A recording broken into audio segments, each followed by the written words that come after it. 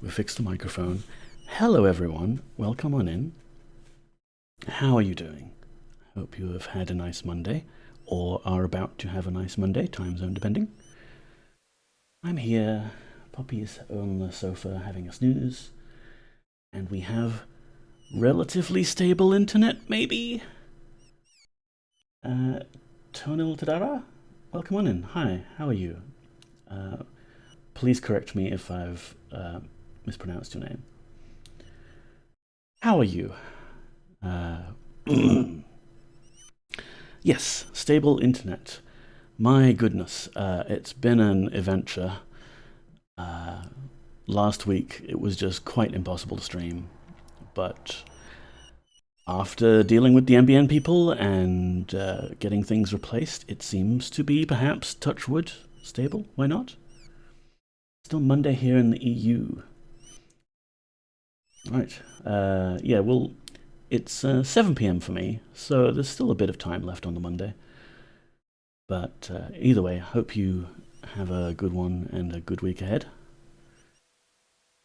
So we're going to play some Ultima VII Serpent Isle.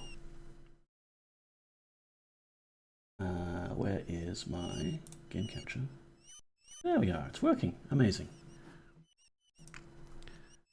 So, not last week, because nothing was happening last week. No internet. But the week before, we'd just arrived in Moonshade, the Isle of Mages. And we're about to... Well, we had a little introduction to one of the characters here. The tutor of these kids. And he's told us that if we want to get a spell book, which we really, really do, and I don't like the way the kid just kind of lurks around you and says, oh, how interesting, I hope I'm not in the way.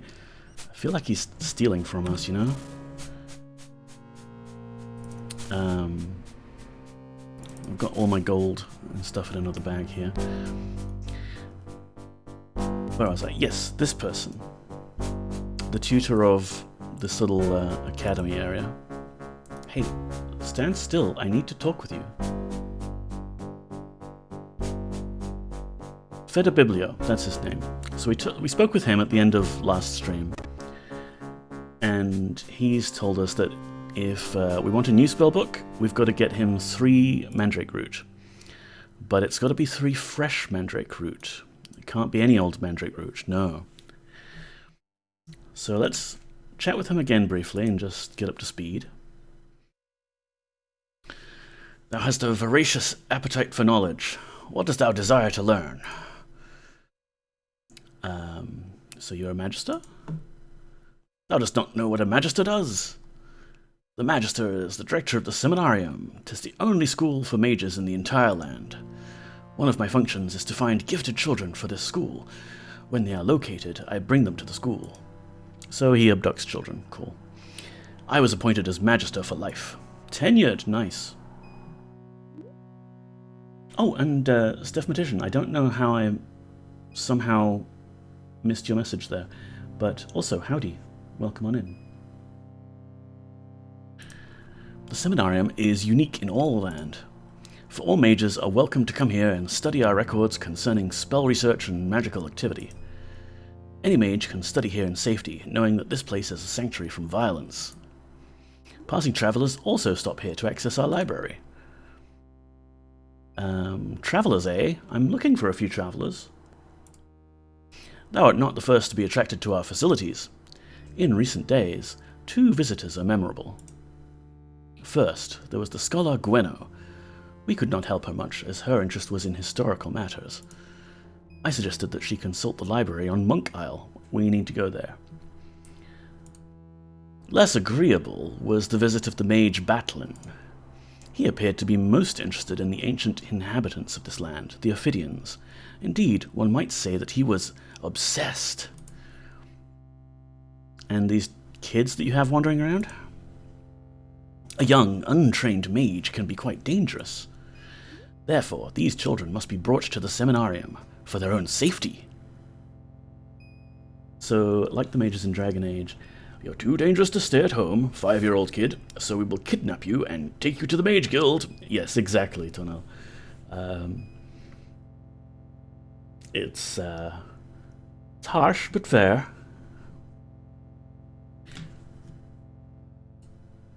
For instance, take young Frelly. His father was a shopkeeper. What could a merchant teach his son about magical powers? Taking care of my students is a tiring but fulfilling duty. Young Frelly shows much promise, and Andrio is almost ready to graduate. Frelly? I must confess that Frelly is my favorite student. He is most brilliant, but the unfortunate thing is that he knows this. Sometimes I feel that he is simply too smart for his own good. Andrio has quite a bit of youthful enthusiasm, and I find that most refreshing. But I do wish that he would use a bit more caution in his experiments. Alright. So tell me about Moonshade. Since thou art a visitor, I will explain a few things to thee. Moonshade is the city of mages and 4 mages. It is ruled by the adepts and served by the lesser mages. There is a lower class, the Mundanes, but some of them are skilled as artisans. The 3 adepts are the most powerful wizards in the city. They compose the Council of Mages, which governs the city. One of the adepts serves as a mage lord. Currently, Filbertio rules as Lord of Moonshade. The other 2 adepts are Gustachio the Green Mage and the Red Sorceress Rotaluncia. Tell me about Filbertio. He comes from a long line of mages. Filbertio is well respected and is known as a shrewd administrator of city affairs. In private, though, it is said that he is something of a womanizer. If Filbertio doth have a flaw, it is that he can be distracted by a pretty face. It doth not hurt that if that face belongs to a woman who is also a powerful mage. The trouble is that doth not deter him if that woman is already betrothed to another. Oh, perhaps I have said too much. No, that's great. We need all the goss. When dealing with magic in the city, everything in this city is political. And when dealing with politics, Filbertio is the master of the game. I dare say he would be a force to be reckoned with. Even if his actual magical skills alone were not good enough to make him the Mage Lord of Moonshade. Alright. Remember always, knowledge is power. Tell me about Gustachio. He's Filbertio's chief rival for the position of Mage Lord. Gustachio is extremely hard-working and devout in his studies and practices of the magical arts. He's a respected citizen, although there are those who do not like him. He tends to have a rather severe personality. Now, Gustachio has thrown himself into his studies of the phenomenon of the teleport storms. It has become his obsession. That's good. We might want to talk to him, because we've been involved with the teleport storms ourselves. We've lost all of our good items to them. There's going to be a lot of talking in this particular stream, I think. I'm going to have to read out a lot of dialogue. Alright, tell us about Rotaluncia. Trust me, she is someone thou dost not wish to cross. So we get a bit of a lore dump here. Oh, thank you, Mr. Sinks, for the hydrate. Keep moistened while you read. I shall do so.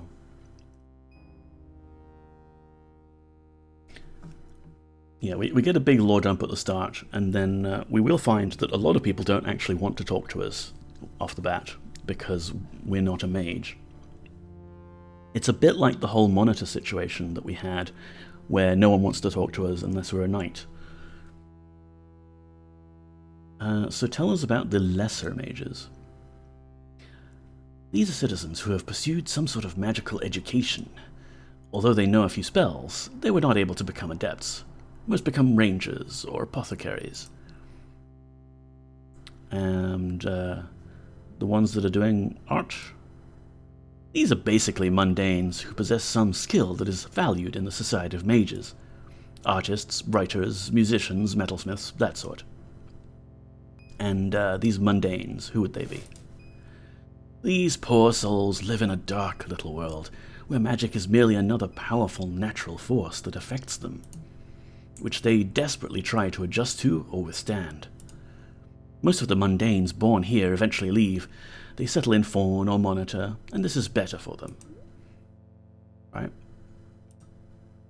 About that spellbook that I want. This is not a sufficient number of roots with which to make a spellbook. How many roots do you need, mate? Return to Monk Isle, and when thou comest, bring 3 roots of the mandrake. Alright, 3 man roots. Coming up. I guess we can talk to the kids. Art thou the great hero from a distant land? Oh, my name is Frelly. I am glad to meet thee. Hero, what? I know thou hast participated in many daring exploits. I so want to hear about everything. Life is so dreary here. I have nothing but my study of magic to interest me. Uh-huh. Well, I am from a distant land, that's true. I've heard that thou hast travelled a great many miles to come here. From who? When thou hast the time, I would love to listen to stories of thine homeland. Maybe later. What's dreary about this magic school? Why, nothing ever happens here in Moonshade, at least nothing to match thy fascinating activities. I would wager not even Filbertio hath seen as much as thee. Well, I am well travelled. I have studied abroad. Or 2. Well, I certainly love magic and all, but it's taking too long. I have been yearning for years. Thou wouldst think of me a master of this point. I do not believe it fair. That traveller needed no tutelage. He simply paid Tauricio and it was off. What traveller? I had not the chance to meet him, but those who did called him Batlin. He was not here long and left in a rush, but I overheard that he purchased spells from Tauricio. Vel would like to know if you're around tomorrow for more movies. I am, Mr. Sinks. I would be quite keen to watch some more movies and hang out with yous. Thank you for passing on the message.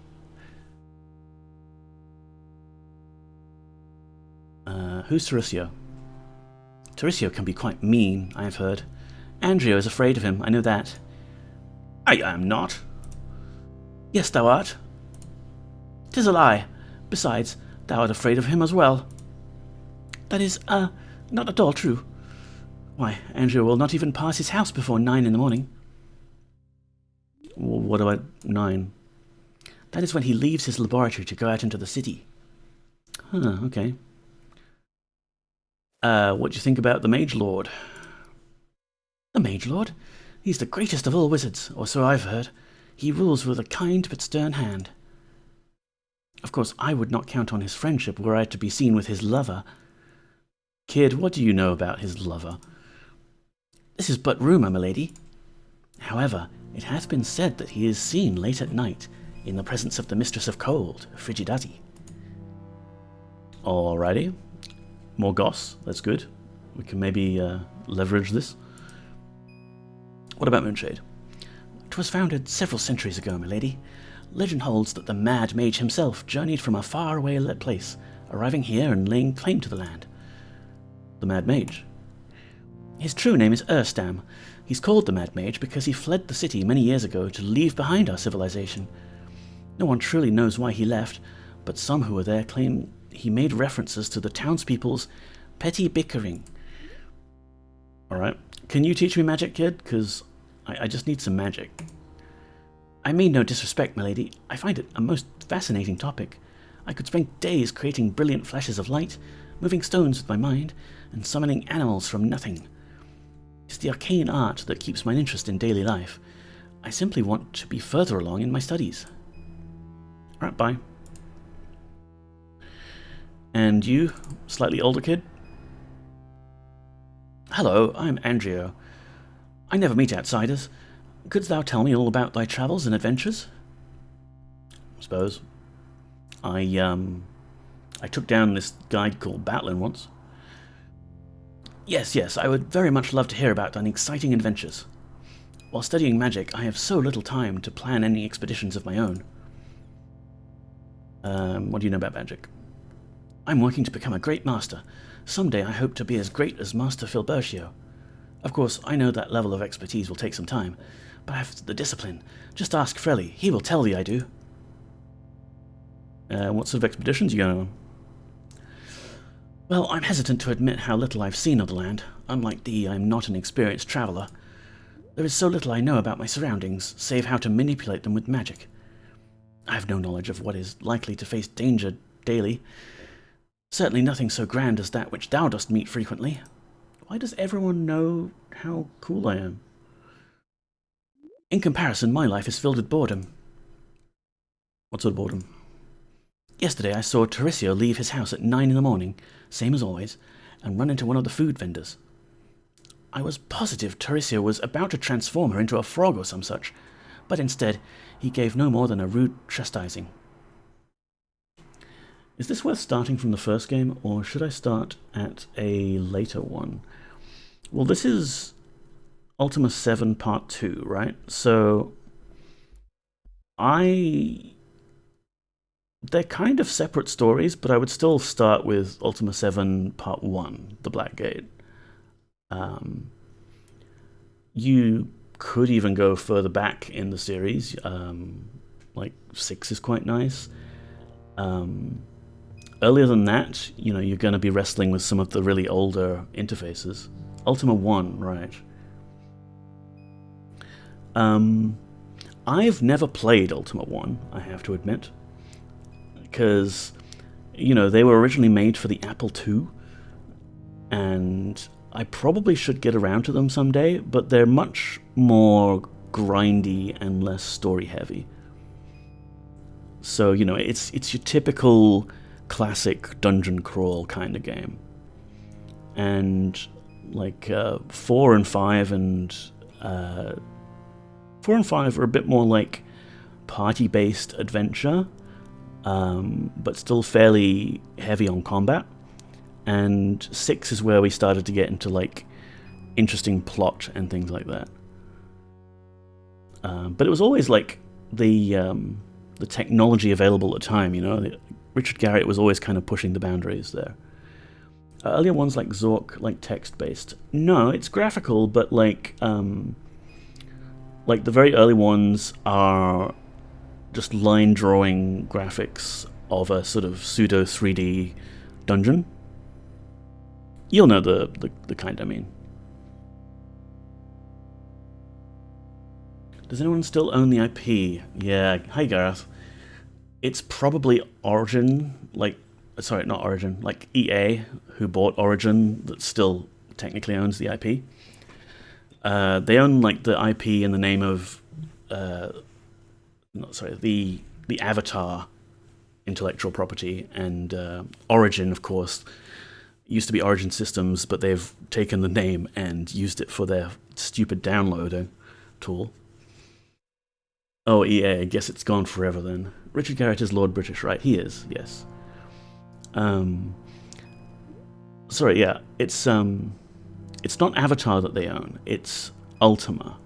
So, Richard Garriott can't make another game with the name Ultima, but he has made a game called The Shroud of the Avatar, which, it's not called Ultima, but it does involve like a chosen hero, what have you.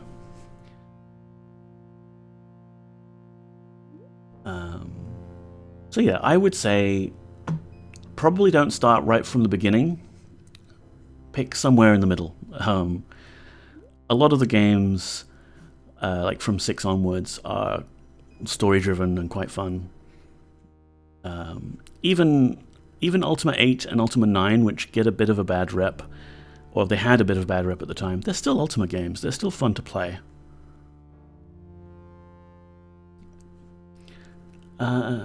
So let's learn more about this Tauricio fellow. I haven't heard great things about Shroud. Hey Stardrop, how are you doing?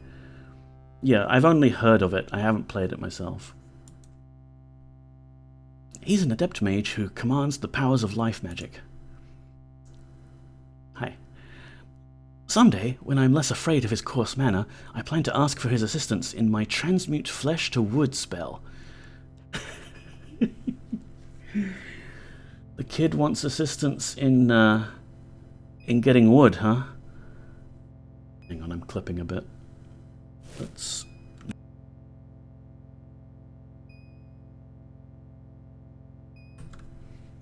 Transmute flesh to wood, you say? You need to get wood. I'm told he has done something similar with stone before. That's a bit extreme. Boy wants to be a tree, yeah. Get a root. Yes, milady, this spell will change a warrior's skin, making it as tough as wood. This way, a fighter will require less armor to deflect blows. My greatest obstacle right now is how to permit the fighter to move once his flesh has solidified into the wood. Kid, I think some other more elderly mages might have interest in the applications of this magic. Maybe you should consult with them? Frelly is researching a spell like mine, but involving stone instead of wood. The patrons at the Blue Boar suggested we contact Tarisio about transforming such things, because his arcane emphasis involves matters of life, including changing flesh to other materials. How is he chastising this merchant? Tarisio is not very friendly. I've heard he bears ill will for many things, and does not often forgive transgressions. I hope never to cross him, for I could not endure his enmity for long. Thou, too, should walk with care, for if thou dost ever need his aid, pray no such bad feelings exist between thee and he, or he will offer nothing. Alright, I've heard enough. Oh, here we go. Now this automaton has walked up to us. How should automatons sound? Pardon, milady. I bring the greetings from my mistress, the sorceress Rotaluncia. This scroll is from her. Rotaluncia? My mistress commands many powerful and strange magics, and sits upon the council of mages. She is terrible to her enemies, but tolerant of those who aid her. I prefer to turn wood to stone. Turning trees into tree-shaped flesh monstrosities sounds horrifying and hilarious. That's fairly nightmare-inducing. Yeah. You can have a lot of fun with the flesh-to-stone spell, the shape-stone spell, and then the stone-back-to-flesh spell. But not in this game. More of a, D&D thing. What's this scroll you're giving me, automaton? 'Tis not an ordinary scroll, but one of the magical variety. I assure thee that it is entirely free of harmful magic. You're a servant, are you? The mages of Moonshade are quite powerful, and have found the way to acquire servants such as myself. Instant abs, yes. Look at those sculpted abs, like literally sculpted. My mistress says that automatons are more trustworthy, since we can neither be corrupted nor tortured. Okay, bye.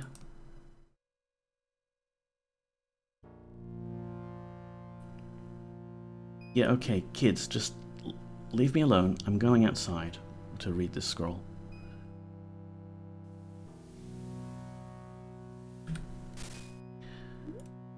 Magic scroll, hey? Your automaton voice is my favorite yet. Oh, thank you, Stardrop.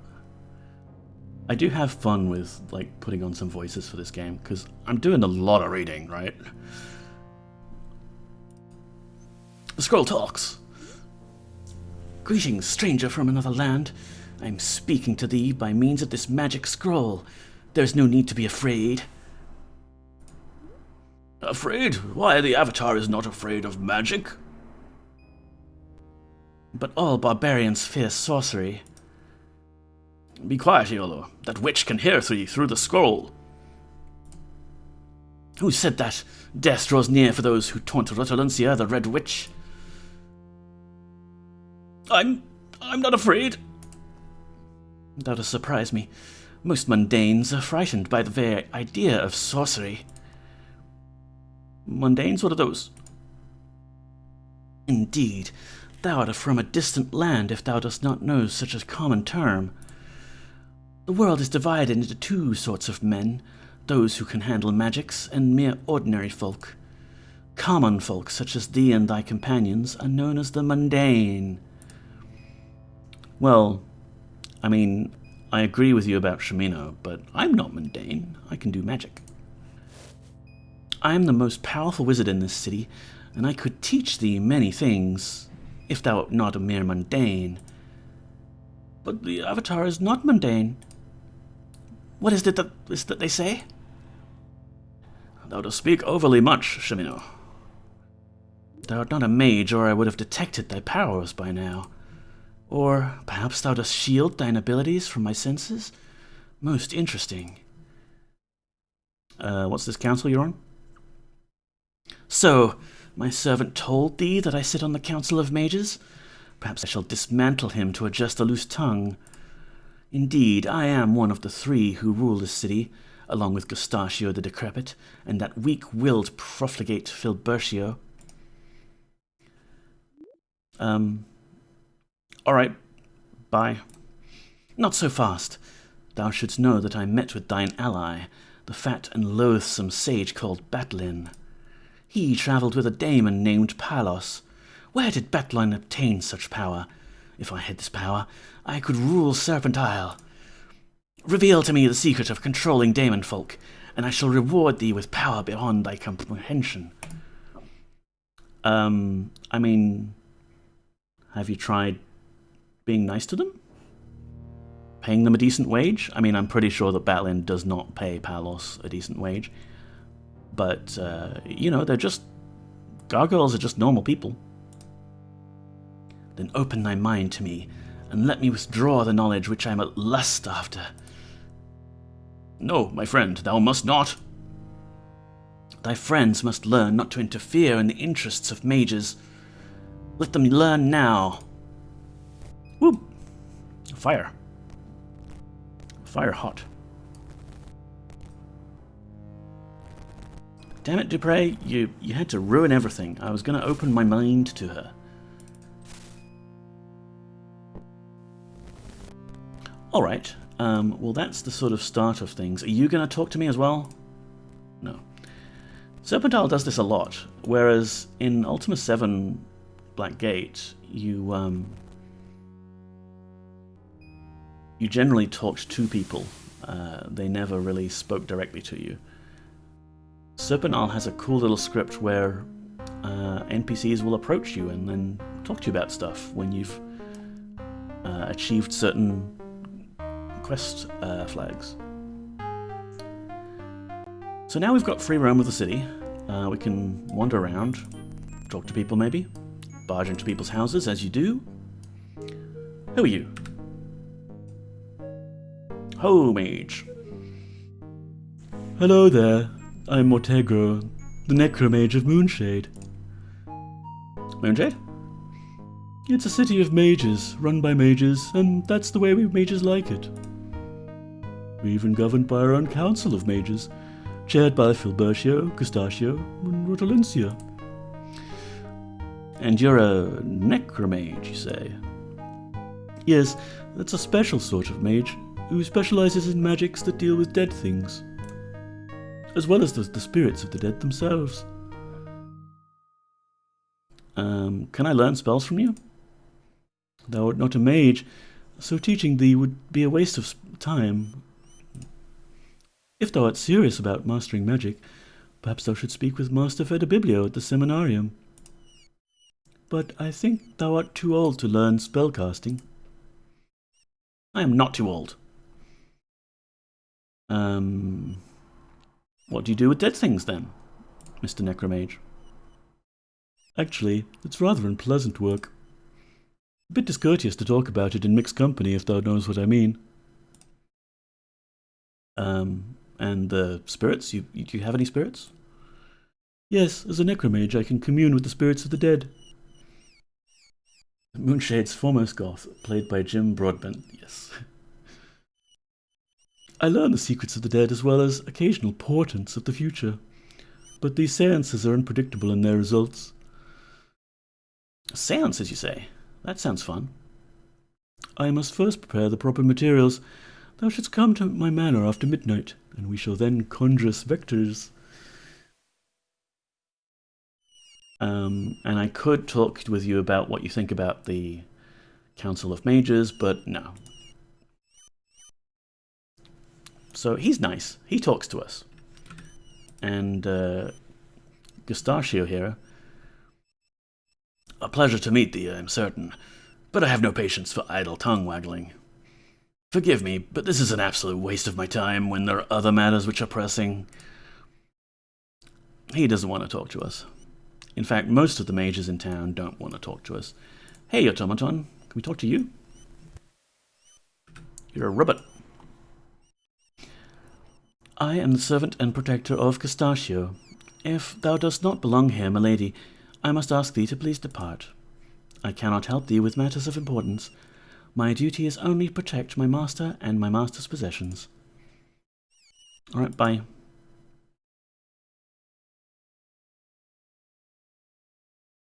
There's a scroll here. What does it say? After many weeks of fruitless study, I can only conclude that the blink spell simply no longer works correctly. 9 times out of 10, nothing at all happens, while the results of the 10th occurrence are best not pondered. The most obvious reason for these failures is this blasted weather we've been experiencing. Maybe, when the storms lessen, I can divine the answer. Until then, I will continue in my attempts to find the answer. Notes this day by Gustachio. Nice, you got a date with Mortegro. Seance and chill. Who's the 70s rockstar vampire? Yeah, that's Mortegro. He's our friend. This automaton keeps shouting, "Leave this place," and it's annoying. I want to poke around people's possessions. Like there's some cloth that could be made into bandages if we wanted. And up here on the roof, very nice place Gustachio's got, by the way. Got a telescope. Let's see what it's pointing at. Ah. It's pointing at the goblin village there that we went through and genocided. Can we look again? Okay, this is some other building out in the forest. What else can we look at? I like looking at things. Okay, forest building. Cool. Someone's been baking bread. Is this random, or am I only going to get that view now? It's probably random, it's just not very random. Oh, there's a dude. Alright, so this mage likes using his telescope, not for stargazing, but to spy on people. That's fine. I can respect that. Who lives here?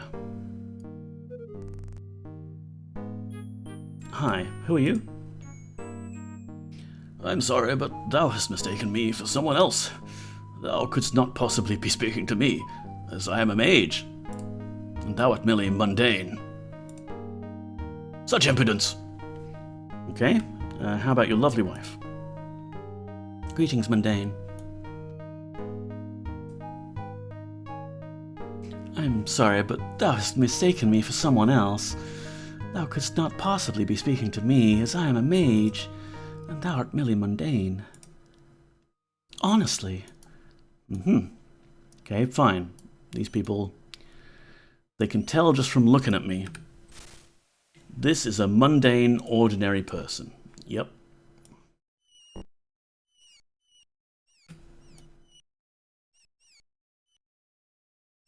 This place has got a nice garden. Snowy plant. Strange plant. Who lives here? You, Robert. I am the servant and protector of Stefano. If thou dost not belong here, my lady, I must ask thee to please depart. I cannot help thee with matters of importance. My duty is only to protect my master and my master's possessions. Alright, bye. Thief, thief. Hey, I haven't stolen anything. Leave this place, anger not the mages. Okay, I'm going. Jeez. Right, he's back to his little patrol. Now to steal everything that's not nailed down. Which, as it turns out, is not a whole lot. Stefano here is a bit of a minimalist. Thundercats!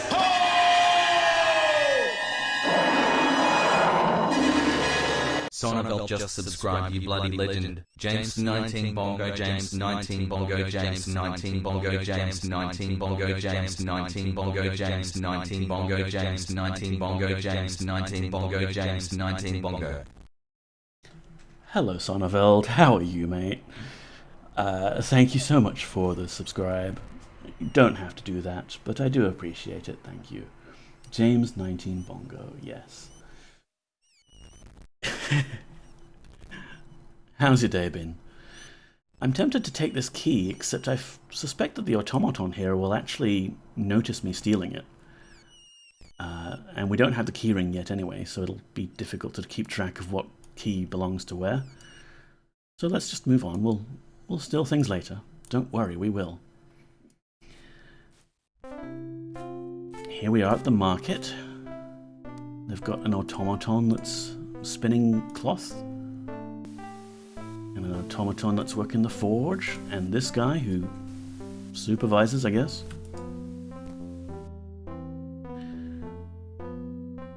Allow me to introduce myself. I'm Topo, the artisan, apprentice to Master Ducio. I feel like I'm missing a reference involving bongos and the number 19. Stardrop, that's the Twitch emote name of the Bongo Cat emote that Sonneveld used in his subscribe message. Try it yourself.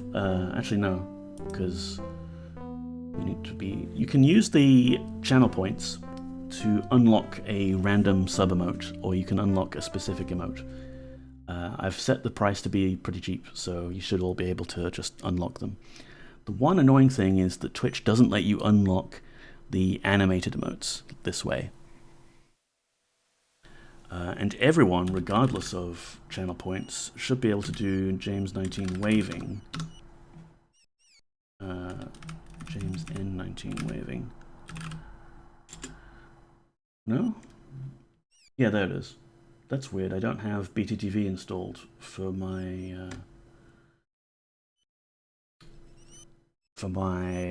OBS preview window. But people with BTTV will be able to see it.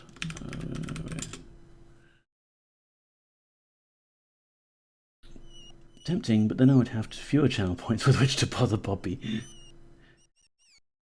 Wave not waving? Thundercats!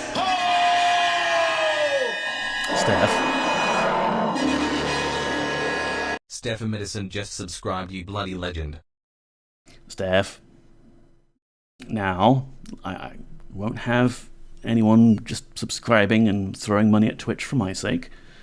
But thank you very much. And I don't know why the TTS didn't read out Cat Jam there.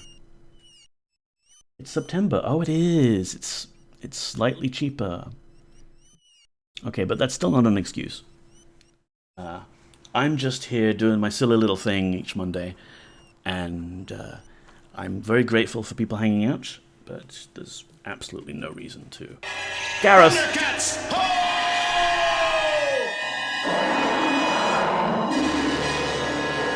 Gareth _Hughes just subscribed, you bloody legend. James 19 Bongo. Gareth, come on, man. I think this is our first ever hype train. This is the first ever hype train. Wow. Thank you so much. Is this kind of like a moment? Can I do the moment thing? How do I do the moments thing? Where's my Twitch dashboard? Nope. Marker, manage. I have no idea how people do the moments thing. Hey, stop that. I can hear you. Ultima 7 hype. Sonneville Shit X 100, Ultima 7 hype. Also, you're a professional at Ultima 7 Part 2 compared to my effort. Oh, thank you. Steph, no, please. You're making the streamer blush. You're making the streamer blush. Thank you, everyone. Steph Emerson, Cheerlex 100, James 19 Bongo, James 19 Bongo, James 19 Bongo, James 19 Bongo, James 19 Bongo. You're all very nice, and I'm just going to keep playing and pretend you're not here. Yes. Someday I hope to be as rich and lazy as my master. Is that Evangelion? It is, Gareth. I noticed that, what is it, Ramiel, the fourth angel, has a distinct similarity to the bits emote. So, I just decided that's okay, that's my bits alert thing.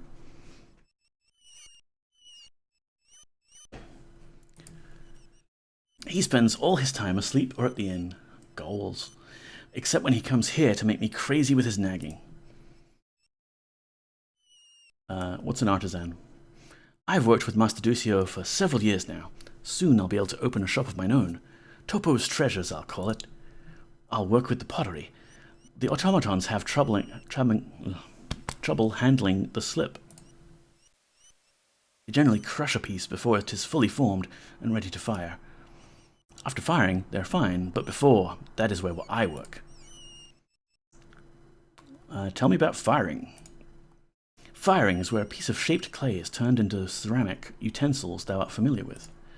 By heating the clay to a great temperature, the water dries from the piece and it becomes tough and resilient. But if the piece is heated or cooled too quickly, it becomes brittle and fragile. It is a very exacting task. See, computer games teach us things. What do you think about your master? If I ever believed in shape-changing, I believe it with Ducio. That man is too lazy to be human. A slug, maybe, but a human, no. If it weren't for me and the automatons, he'd have to join old Mosh out begging. Who's Mosh? Mosh is the town beggar. She's very ugly, and crazy too. She claims to be Columna's twin sister. What is the slip? The slip is the wet clay that is formed into cups, or plates, or jugs. Almost anything.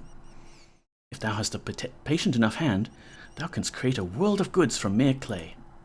And heavens knows that I'm patient enough, dealing with my slug of a master. Oh, that's right. Can I sell gems to you? Ah, thou dost wish to sell me gems? But of course, I will buy all thou dost have. Master Ducio has a constant need for gems in his most important works. I will buy gems from thee for 100 guilders each. How many gems wouldst thou like to sell? Let's go with all. This is going to overburden me again, but I've dumped some of our previous luggage from the boat up near the inn, off-stream, so we'll have a place to store it. And yeah, the gems were nice and portable, but we can't spend them directly. Very well. Here, take the 4,000 guilders, and I will take thy 40 gems in exchange. Thou art so encumbered. Let me give some of this to thy friends. I'll help carry it. No. Okay, fine. And can you tell me about these automatons? My master is one of the wealthiest mundanes in Moonshade. There is no comparison for the mages, of course. We have 3 automatons. One for sewing, one for blacksmith work, and one for baking.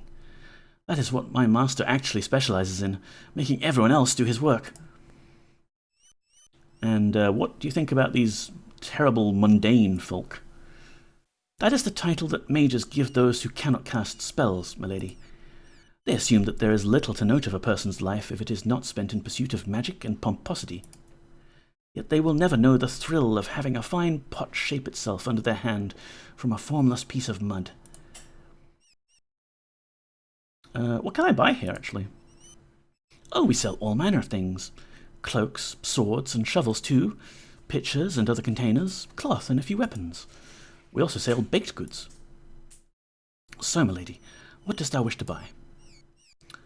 Well,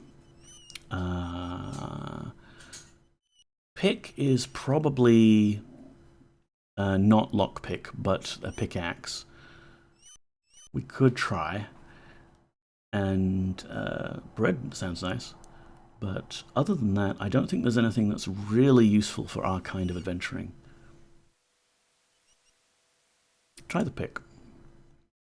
I believe our picks have been used in the Mountains of Freedom. Only 140 guilders will buy thee one. Wilt thou pay my master's price? No. Dost thou care for something else? Yes. I want bread. The bread baked by the automaton baker is quite filling, my lady. For 8 guilders I will sell thee a fresh loaf. What dost thou think? I'm going to haggle? Don't buy anything full price in this game. Always haggle. I'll give you 3. I'm not certain. 7 guilders? I'll give you 4. I'm not certain. 6 guilders? I'll give you 5. My prices are just, my lady. Thou shouldst travel to Fawn if thou dost believe mine steep. Thou hast agreed to a price of 5 guilders, my lady? Yes. How many of loaves of bread would thou like? Let's get 1 for the whole party. Enjoy thy purchase. Dost thou care for something else? No. Bye. So yeah, with the haggling minigame, it does slow you down when you're buying things, but you may as well because the base price is pretty expensive. And, hello, there is a magic sword in this chest here. Great, whatever, same thing. I don't believe I can steal it in front of everyone, but maybe we'll come back later at night. And yeah, with the haggling minigame, you can actually just piss them off if you keep trying to push for a low price.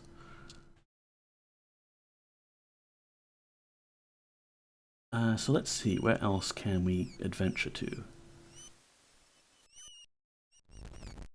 This is Filbertio's house. I think Filbertio? No, Filbertio's the Mage Lord. What was the name of this one? Not Stefano. The asshole guy that the kids are afraid of. Hi. I am Tauricio, a mage of Moonshade. I am not a sociable man, so this will be brief. What dost thou desire of me, and on what price? We don't want to talk about the stockings yet. We don't actually know about that. I don't know why this is a dialogue option. I'm Tauricio of Moonshade, adept mage and master of life spells. You're an adept mage, you say? I come from one of the longest family lines of mages in all of Serpent Isle.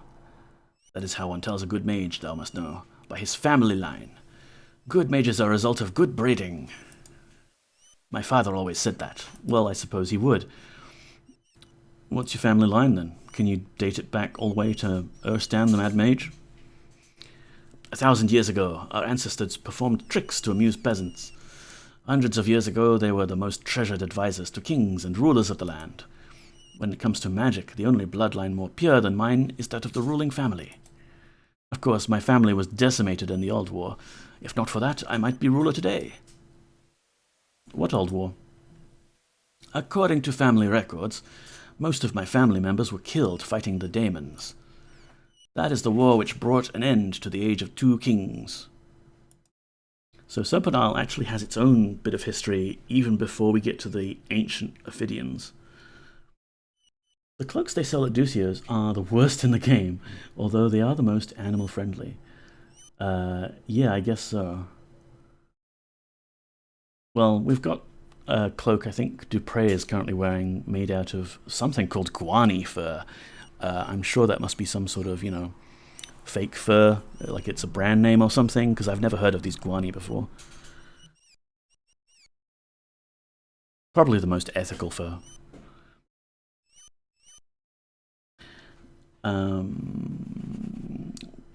I can't buy life spells from him yet.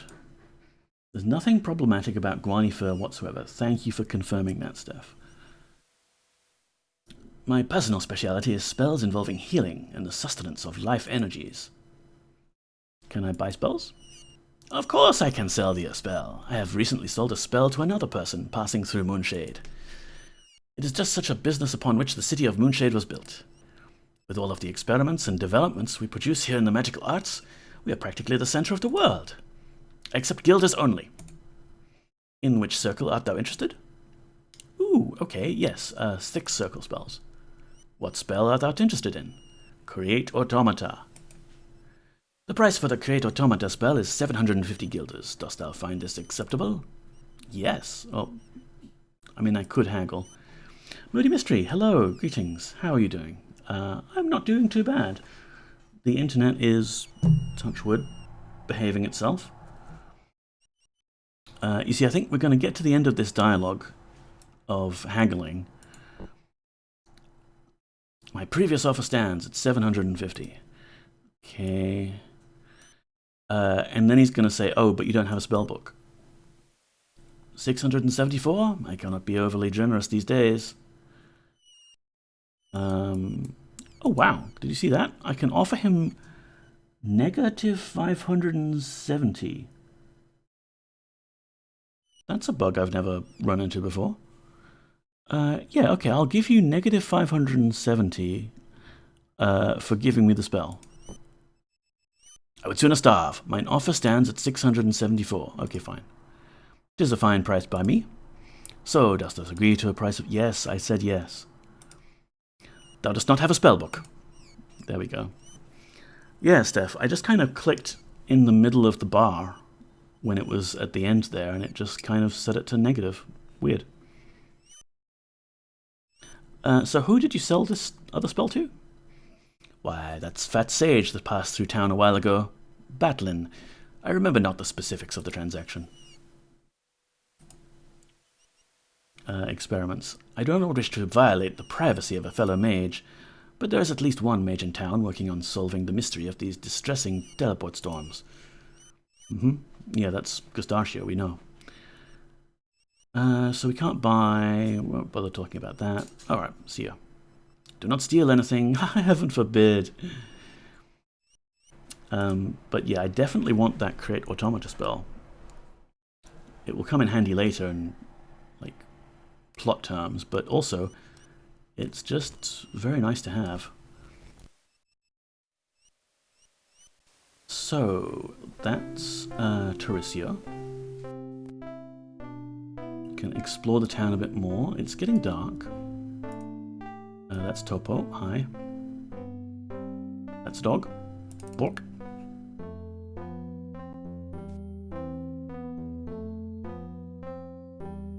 What I think we should probably do is settle in at a base of operations. This is the Mage Lord's place. It's locked.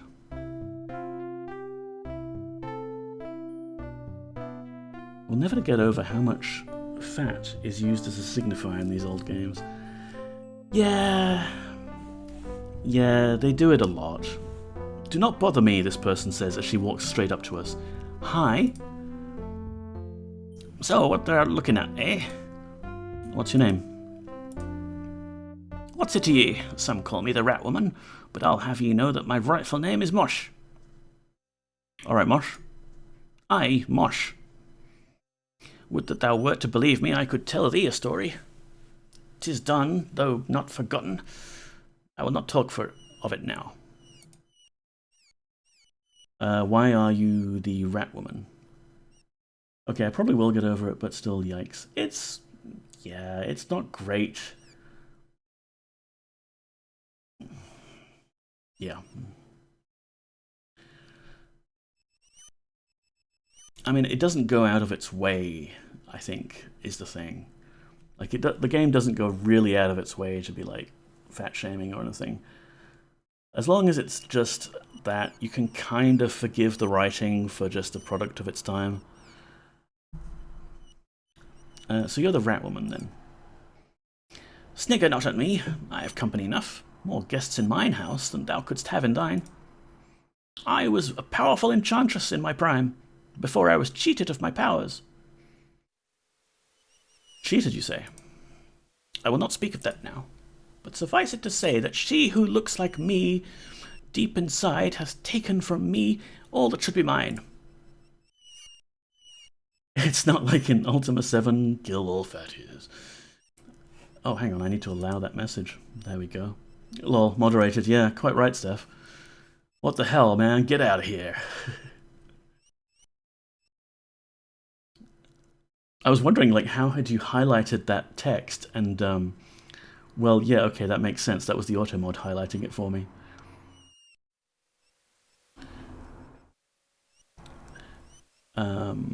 Intention matters a lot, basically, yes. What magic? My spells are not for sale, not for the likes of such as thyself. Oh, so she's judging me as well for not being a magic user. But assume not that all my powers have left me, for some still remain. I have no need for others when I can create my own friends. See for thyself. She conjured rats. Cool. Could we speak? Bark. Why dost thou not leave me alone? I want to know your deal. Are you in Moonshade? I am, Moody Mystery. We've just arrived here, so many people don't want to talk to us. Why are you highlighting that message now? I don't know. Fill all catties. I actually don't know if that's gone through, Steph, because your name is grayed out, but it's still come up as a highlight message thing. Well, the mini chat doesn't care, I guess. I was a powerful enchantress in my time before I was cheated of my powers. Yep. Tell me about the cheating, the enchantress. I was once a beautiful young woman, and not so many years ago as thou mightest believe. There was a young mage who wanted mine hand. Trulassie, whose ill-fated son now languishes in the depths of the mountains of freedom. But another stole Trulassie's heart from me, and I shall never forgive her for that. Who was this other? Thou shouldst speak to she who hath done me wrong, the sorceress Columna, who they sometimes call the Green Sorceress. Listen to what she says. Why? Isn't she the one who cheated you? The rumours say that her name stems from her attire, but I know the truth. 'Tis the very envy she doth have for me that she hath spawned her title. Who was Trulassie? Where has he gone? Bah, I know not, nor, for that matter, do I care. Oh, but I can see that thou dost still care, madam. Rubbish! 'Tis long gone, and I am an old woman now.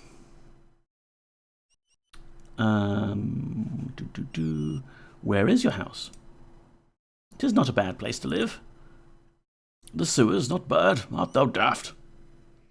I don't think the game has sewers, but okay.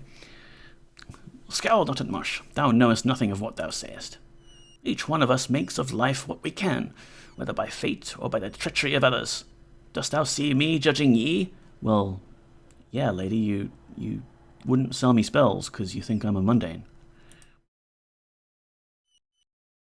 I ain't seen any toilets. Well, we are in the town of mages, so perhaps they just magic it away. And your company is rats, we've established, yes. The rats are my friends. Dost thou not like my companions? Yes, I do. They're nice.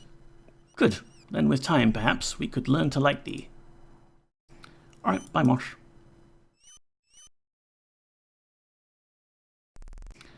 This is the provisioner, of which Flindo was the guy that we had sailing with us on the ship over here, but he's got his assistant running it, who has now decided to hide in the middle of our group. What a pleasure it is to meet thee. My name is Busia, and I tend this provisions shop. Is there anything I can help thee with? Yeah, actually. I mean, we can exchange money with her. To exchange coins, I ask for a small percentage of the money bartered. Dost thou agree to this charge? Yes. What coinage dost thou desire? Guilders, I guess. Which coin dost thou care to exchange for guilders? We've got a few gold coins. Let's change those. I can give thee 3 guilders for every 2 gold coins. Will thou agree to my rate? Yes. How many gold coins? That many. Let me think. I will take the 269 gold coins and in exchange give thee 403 guilders, subtracting my charge of 10 guilders, for a final sum of 393 guilders given to thee. Thou art so encumbered, let me give some of this to thy friends. I'll help carry it. No, Shimino, you don't get to hold the money. There's a grate in the street outside. Maybe that leads to the sewers. They haven't got toilets, but they've sure got buckets. 'Tis done, milady. Dost thou care to exchange more coins? No. So yeah, Boutier will help exchange coins, but she doesn't have quite the good rate that the lady at the Sleeping Bull does. Can you give me some information? I'm not certain that I'll know anything useful, but in what art thou interested? Strange objects. Yes, we've found someone to talk about strange objects. What sort of items art thou inquiring about? I have this apparatus. Do you see it? 'Twill do no good to speak with the mages, for they ignore mundanes like ourselves. But if thou spokest with Master Ducio, perhaps he could help thee. He makes all of the apparatus for the Wizards of Moonshade. Thank you. There's this lost ring as well. What a pretty ring. A simple stone and carved setting, so unlike anything the mages would have. All they think are of jewels and gold until they've driven out all the beauty. Hey, James. Hey, what you I? How are you doing? How does Monday greet you? I hope it's going well. I'll wager that ring comes from the sea city, Fawn. Where else could such a wonderful creation come from? Alright, we've got a possible lead on the ring. There's this goblin hairbrush. Such an odd little brush. I don't know why, but it doth give me a most unnatural feeling. Please, take it back. I think we figured that one out anyway. We've got this bottle of ice wine. Allow me to see that bottle. But of course, this is Moonshade wine, made by the rangers of our town. If thou desirest more, simply inquire at the winery on the west side of town. I knew this was coming, Dupre. Very good idea, let's go. I must be getting back to work now, but it hath been nice talking with thee. If thou wert to be at the Blue Boar Inn at 10 tonight, I could discuss these things further with thee. All right. What time is it now? 8:41. I'm sure we could ask her more about the stuff. Actually, you know what? While she's still open, can we buy things? I'm so glad to see thee again, milady. Can we buy provisions? Very good, thanks. I'm enjoying your cat and snooze. It's 3 AM Monday here, lol. Wow. Okay, please do. Here, let's have a look at her. What is Poppy up to? She's having a bit of a leg clean there. It's a bit blurry. Let me fix that.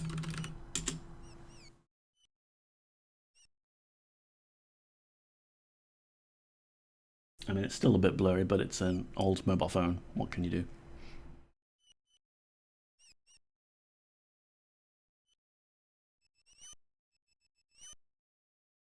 Yeah, jump on that leg.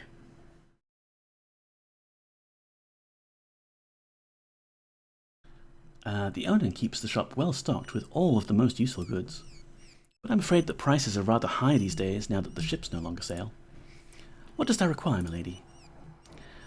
Torches we might want to come back to at some point. Backpack would be good if we suddenly had a bunch of friends. Whenever I see Poppycam AF autofocus is not the first thing that comes to mind. Yes, Stardrop, that is quite deliberate, I assure you. We can buy a sextant. Thanks for sharing good data. No worries. You too. Have a good snooze. Got leather leggings. I think we're all pretty much in chainmail gear now, so we don't really need the leather gear. Sleeping powder. We can buy some of that. That is a very OP item in this game. And she also sells fur cloak bandages and an abacus. I want an abacus because we don't actually know how much money we have at the moment unless we go through our backpack and manually count it up. Only 120 guilders will buy thee an excellent abacus. Thou canst use it to add thy coinage. Will this be fine with thee? Let me haggle. I'll give you 82. Surely thou hast more funds than this. I think thou couldst afford 110 guilders. Is this acceptable? I can go as high as 90. Surely thou hast more funds than this. I think thou couldst afford 106 guilders. Is this acceptable? Did that work? I wasn't watching. I think that should have worked. Let's haggle some more. 93. Surely thou hast more funds than this. I think thou couldst afford 102 guilders. Is acceptable. Alright, let's do like, can we do 100?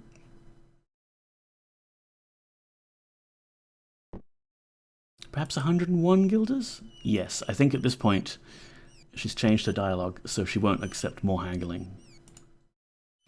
As I always say, one must pay high prices to obtain high quality. 101 guilders is the agreed price, milady. Yes. Please come again, milady. Dost thou wish to purchase anything else? Yes. I want some of that sleeping powder. This powder is most effective if thou dost suffer from sleepless nights, milady. I charge a small fee of 75 guilders for a jar. Dost thou find the price agreeable? It's a little expensive. And it's not me that suffers the sleepless nights. It's people that I'm fighting in combat. Can we do... Surely thou hast more funds than this. I think that thou couldst afford 69 guilders. Is this acceptable? That's more than acceptable. That is nice. This is wonderful. 69 whole guilders. Why, the owner shall be so proud of me for this sale. Yeah, I think I've not haggled enough for that one, but okay. 69 guilders is the price, milady? Yes. How many vials of sleeping powder would thou like? They come in more of a tub than a vial, but let's go for 4. Please come again. No, that'll be fine. We could grill her for some more information. Yeah. Oh, I'm afraid that I'm very busy right now. Perhaps we could talk about this later. Right, she really does want to meet later in the pub. Alright, maybe we'll do that. And let's see how much money we have now that we've spent a bunch of money. Oh man, this inventory is a mess. Where's my bag of money? There, okay. Put the money... Oh, and also it's, we've got baguettes instead of bread rolls. I thought we were buying the rounder loaf kind of bread. Guilders are so very pretty, but we need so many of them. You'd think the mages would be able to come up with some sort of magical credit card kind of system.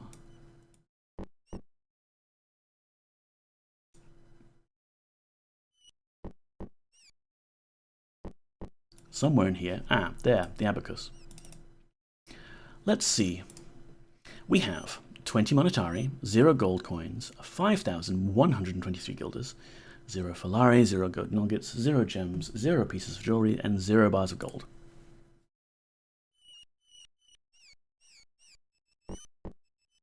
So let me dump all of it in this sack here. They should be a lot lighter than the other currencies given their paper. They look like paper. They're certainly styled to resemble magical US dollars. Actually, they're a bit stronger shade of green. Like maybe they're like the Australian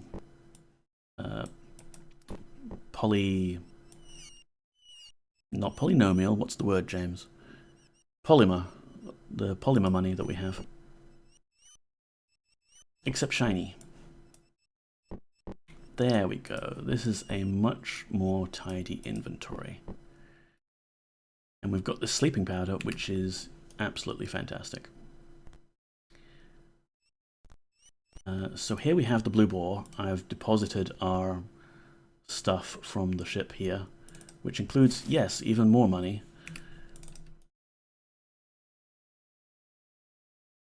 And we're trying to open the door, but there's like the parrot in the way, and we've been talking to the parrot instead. Hi.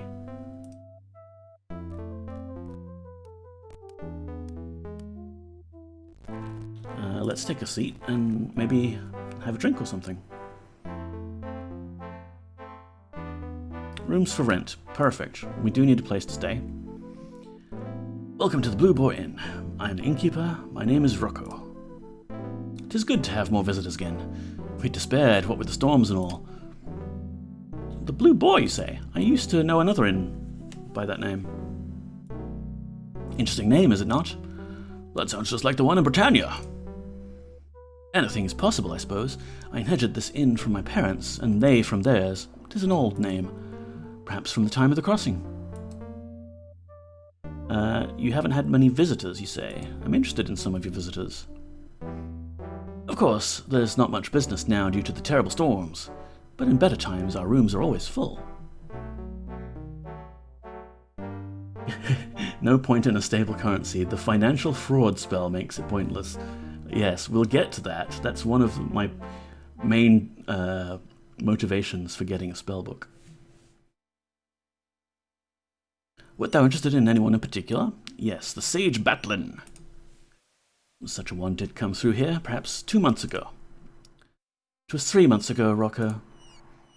Yes, she's right. It was 3 months ago. There was some sort of a scandal, as I recall. It was said that this Batlin stole an ancient artifact of some kind. Man, he's stealing all the good stuff ahead of us. He fled by ship. Perhaps Captain Hawk could tell thee more. What? Captain Hawk just brought us here. Something. And, have you seen the scholar Gwenno? Thou dost know her. She and I are the closest of friends. You hear that, Aiolo? Gwenno and this guy are very close.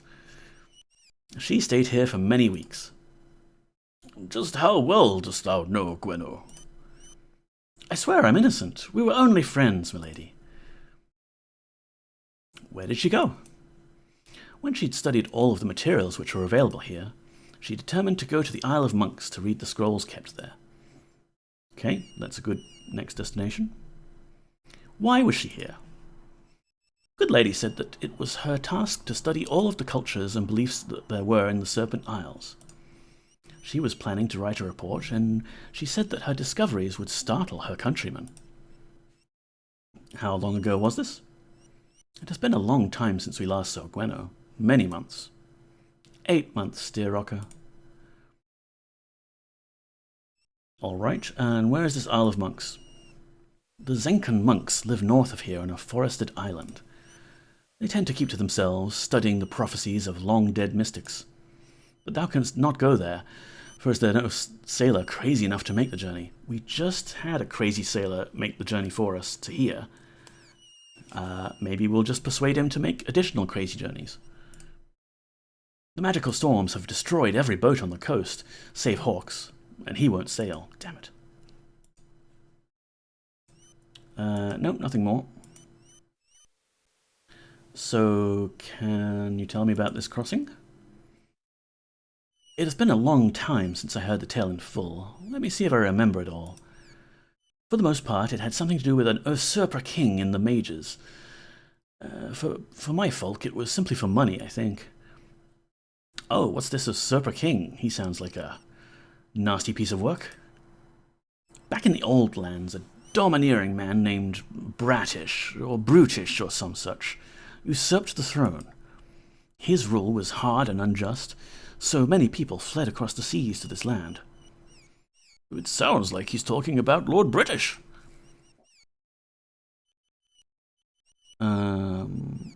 What did the mages think of that? As well as I can remember, most of the people that fled from the usurper were mages. I don't think that any of them are still alive, but thou canst never tell. Perhaps the mad mage is that old. Who knows? Certainly not the current mage lord. What were the old lands called? Let me think for a moment. I'm terrible with names like this. Ah, I have it. The old lands were known as Caesarea. And this land? Well, the people arrived here. They thought to name the land after their old home. One moment, New Caesarea. But then they found the ruins scattered here and there with all those snakes pictured on them. So most folks call this the Serpent Isle, though some still refer to it by its proper name, New Caesarea. Who is this Mad Mage? He sounds fun. The Mad Mage is a crazy old man that lives on an island not far from here. Thinks he can create life. From what I hear, he once lived here in Moonshade. He was a teacher or something, till he went mad. Yeah, teaching will do that to you. And what do you think about the Mage Lord? Filbertio is the most recent Mage Lord, milady. He's a man of curious passions, not what thou would expect from most mages. Tell me about his passions. I'll simply say that I am mighty glad that my Petra is metal. That alone may keep her safe from his wandering eye. Money, ruins, snakes. Tell me about snakes. Either this place had far more snakes when these people lived here, or they worshipped them, or something. There are snakes carved all over those ruins. I don't even think that the mages know what they mean. So you came here for money? Aye, plain money. The folks that came over were lesser sons and daughters, who could never hope to inherit anything. They came hoping to start their own business, like the Blue Boar. It was named in honor of my great-great-grandsire's inn. Right, well, can we have a room? We've nothing fancy, simply clean rooms, and we keep the ruffians out. Why'd you let us in, then? But thou lookest to be a respectable person. The cost is 12 guilders per person. Wouldst thou like a room for the night? No. Some other time, perhaps. Bye. Iolo. Wouldst thou enjoy some idle conversation, milady, or shall I embrace my lute and provide a musical interlude? No, I want you to leave. Whatever thou dost wish, Avatar. I'm carrying many items, blah, blah, blah, blah, blah. No. If thou changes thy mind, I has to ask again. Dupre? This must wait. There is no time for delay. I want you to leave. I hesitate to leave thee, but if thou dost insist. I'm carrying many items, I'm used to thee. No. If thou changes thy mind, I'll start again. Bye. Shimino? I'm ready to provide whatever aid I can, milady. No, leave. If that is what thou dost wish, I'm carrying many items. No. If thou changes thy mind, bye. Yes, I would like a room, actually. Oh, that's not the innkeeper, that's Kane. Moonshade is ripe for a visit from the Bane of Communism. But the Bane of Communism would be, like, highly capitalist, wouldn't it?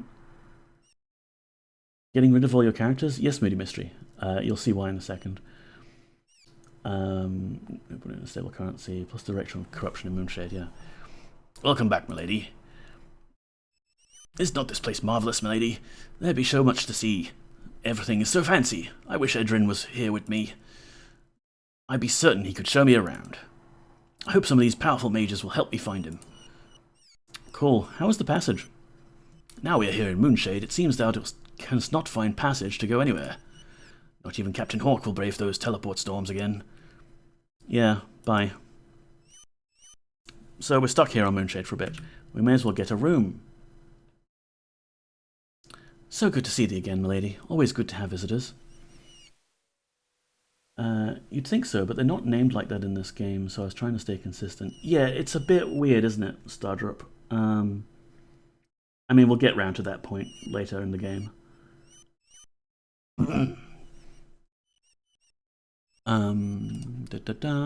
I would like a room for myself, please. The cost is 12 guilders per person. Wouldst thou like a room for the night? Yes, I and I alone would like a room. Here's the key. It is in the northwest corner room. Thanks, bye. Alright, Dupre, come on. Back we go. Oh wow, the game's slowing down a fair bit. All the pathfinding, I guess.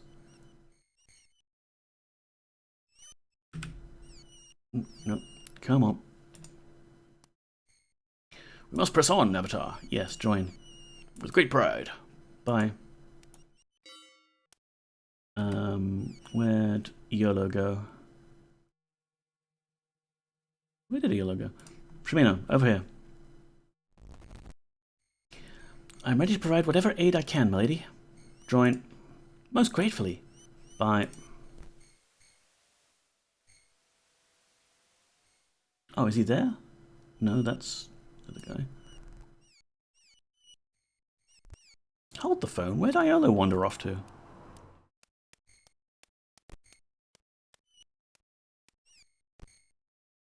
I told him to just, like, step aside for a second so we could get a discount on the room. At least you save on drinks for Dupre. Oh, no. There's many drinks that are needed. There he is. Oi, old man. Wouldst thou enjoy some idle conversation? No, just join. It is always an adventure to travel with thee, Poggers. I shall be proud to accompany thee. Alright, bye. Let's talk with this barmaid. This is the Blue Boar Inn, and I am the barmaid. My name is Petra. You're the barmaid. I serve Rocco in whatever function I can. Barmaid, cook, whatever needs to be done. I've performed every job thou canst imagine here at the inn. Everything from painting the ceiling to keeping Mosh from stealing our fish. Can I bring thee something? Maybe, sure, but, like, can I comment on the fact that you're made of metal? They call her the Rat Woman, which is not a very kind description, but is a reasonably true one, I'm sorry to say. There are others in town who can tell thee about her. She doth like fish, I will say that one thing for her.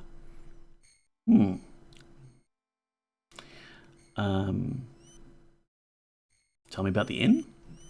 The finest eating and drinking establishment in all of Moonshade, run by the finest man in all of Moonshade. What madness art thou saying, Petra? It is not madness, Rocco. I am proud of thee. Rocco the innkeeper, a finer man thou shalt not find. Why is Rocco so good? Thou mayest find Rocco a bit gruff, but he doth have a good heart. After all, he alone hath stood between Tauricio and me. A great peril to himself, I might add. Tauricio? Thou canst not have failed to notice that I am an automaton. Yes, thank you. Tauricio is my maker. Curse his black heart. Tauricio is a man who feeds off the misery of others. He created me with the sole intent of having a captive to torment for the rest of his life. But I escaped, and Rocco took me in. You're an automaton, you say?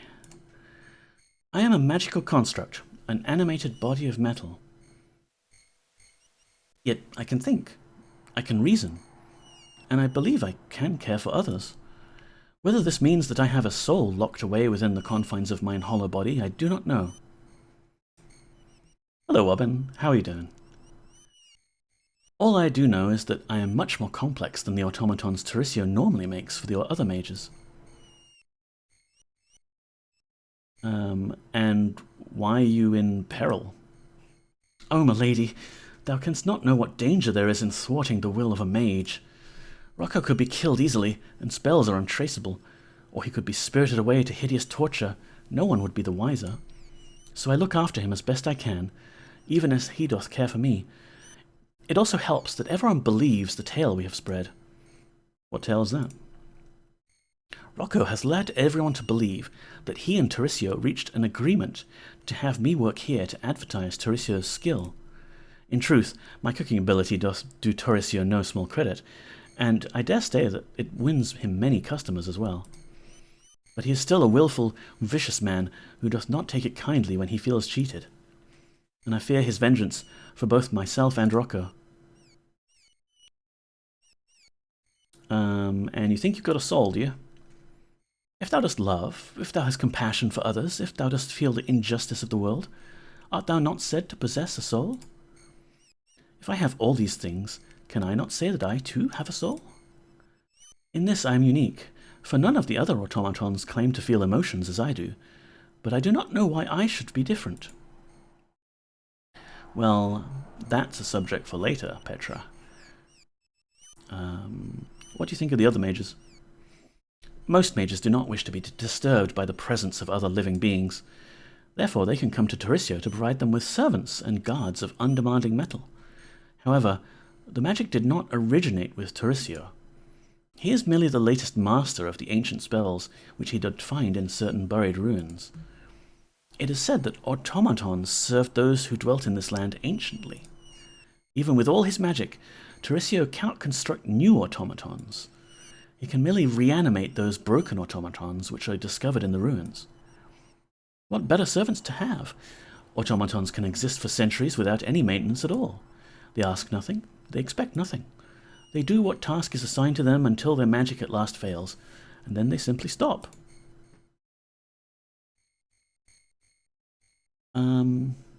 Cool. Thanks, Petra. Talk more later. Let's find out which room is ours. I have forgotten. Not that one. That one seems unlocked already. Maybe that's Captain Hawk's. That's our room. Okay. We'll drop key there because we don't really need it anymore. At least I think we don't. I don't believe the doors get locked.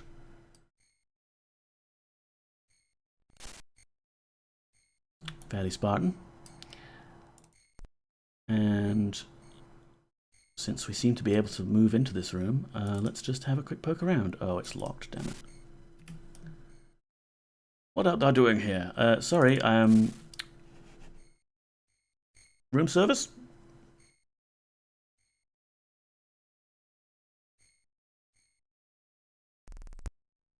Alright, I want to... Okay, you know what? First of all, I want to bump my cycles up a little bit. Some areas of this game are a bit laggy, but I wouldn't normally want to fight at this kind of speed. And we'll move our junk into our bedroom and set that up as our little base. Since it seems like we're going to be spending a lot of time here in Moonshade until we find a way off.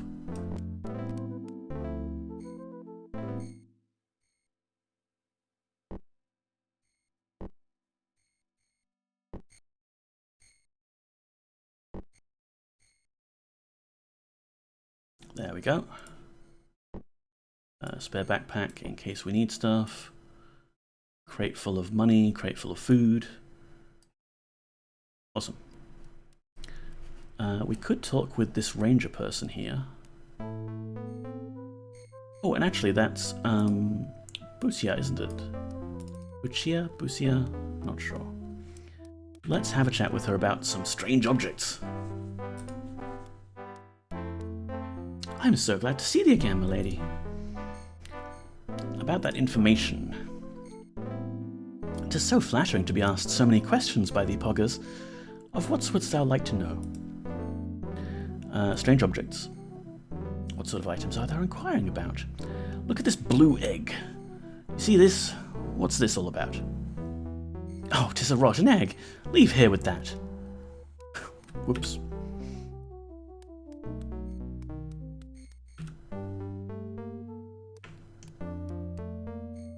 Go away from me with that rotten egg. Phew.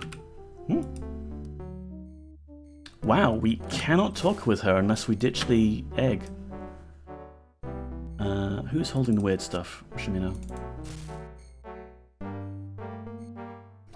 Alright, let's just dump it here on the table.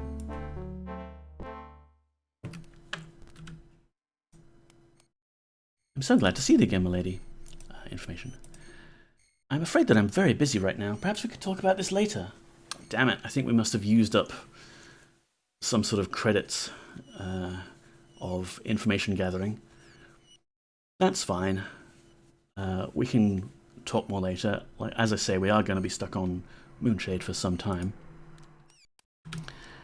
We've kind of figured out that the penguin egg, the blue egg is a penguin egg anyway, and we will find its associated item much later.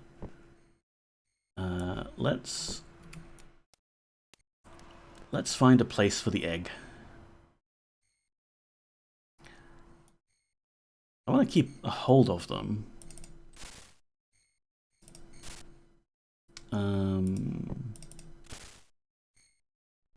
Money, stuff. Yeah, we'll put it just in here for now. And I think we can do the same with the strange hairbrush, because that we also know is from the Goblin Village. We've figured out that the ice wine is from here in town, so we'll have to talk to people about that. Woman's fur cap. I mean, we talked with the furrier in Monitor about it, and they confirmed that it was probably like a custom job for one of the mages, so that's also someone to talk to about in town. Pumice stone and pine cone we'll find later. And of course there's the severed limb. Alright, so what time is it in game? 9:53. I thought that she said that she would be here from 10, and yet here she is at 9.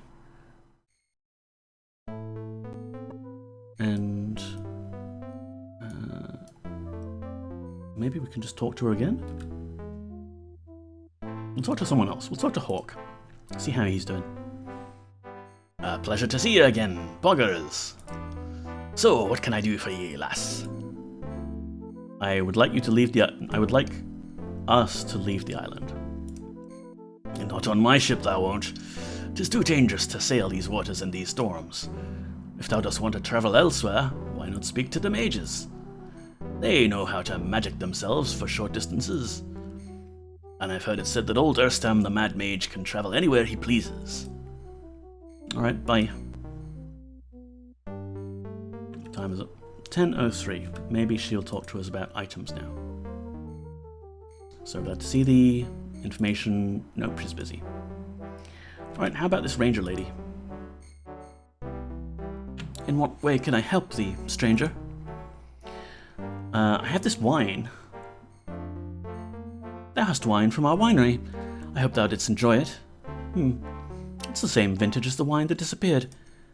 Hast thou seen our wine press? We are very proud of it. About the wine that disappeared, though, did you get any cool item in return? Come to the winery when we're open, and thou canst sample our wares then. What about your wine press? The finest wine press in all the land, for it operates by no human hand. 'Tis a magic wine press, milady, made by the one and only Mad Mage before he began his weird experiments, that is. I'm impressed that they notice when a single bottle goes missing. They are much more aware of missing items in this game. It's much harder to steal things. Like here, you can see Petra has served some fish and chips and some fish for these people. And in Ultima VII Part 1, I could happily swipe it from their table. It's a great source of food. But here in Part 2, I have to, like, buy it. With money. Who's this Mad Mage? He sounds fun. Thou hast not heard of the Mad Mage? His true name is Erstam. He lives on a small island away from Moonshade. He was once the Adept's mentor, before he went mad. What sort of experiments does he do? Makes me ill to think about them. The Mad Mage thinks that he can learn to create life. Or life from death, I should say. Oh, resurrection magic. Yeah, that's normal. Very common magic. Pretty much any person who does, like, healing in a city can resurrect people. They say that he hacks his assistants to use in his experiments, and that he doth have all sorts of hideous things wandering around the island. Failed experiments that he turns out the door. Outrage. So what's your name? What business is it of thine? Who art thou, coming into my city and asking questions? Thou must know, I'm Julia, Chief of Rangers. If thou dost make trouble in Moonshade, I will see that thou art sent to the dungeons. Ooh. What sort of dungeons? Beware how thou dost step. The Mage Lord is apt to send any transgressor into the pits beneath the mountains of freedom. None have returned from that dank, dark abyss. None yet. If thou art a mage, thou must follow the strictures. If thou art a mundane, thou must not overly annoy a mage. That is much as simple logic. But as long as Filbertio is the Mage Lord, thou wouldst do well to remember that it is unhealthy to cross any of Filbertio's whims. Sounds like we're going to return from that dank dark abyss. Exactly, Steph. What are these strictures? 'Tis not my job to know them. Fucking cops, man. It's not their job to know the law. They're just going to enforce it. 'Tis for the Council of Mages to enforce. In short, thou canst not possess Bloodspawn unless the Council approves of it, and thou shouldst report any research that thou dost wish to do to the Council as well. Bloodspawn, sounds fun. Thou art as full of questions as a novice. No spell is ever purposefully forgotten, but if it is dangerous, the Council tries to regulate who doth have access to such reagents and spells. Sounds like we're going to possess some Bloodspawn, right, Steph? I don't know what it is, but now I want it. And tell me about this freedom. Ha, now there is a fine jest if ever I heard one. All that was ever retrieved out of those mountains was the ore that was taken out while it was still a mine. Ever since Filbertia made it a prison, no one hath come out of there again. Moonshade, Mange Lord, Rangers. Yeah, I've heard enough. Do not make trouble. All Rangers are bastards doesn't have quite a useful an acronym. No, it really doesn't, Robin.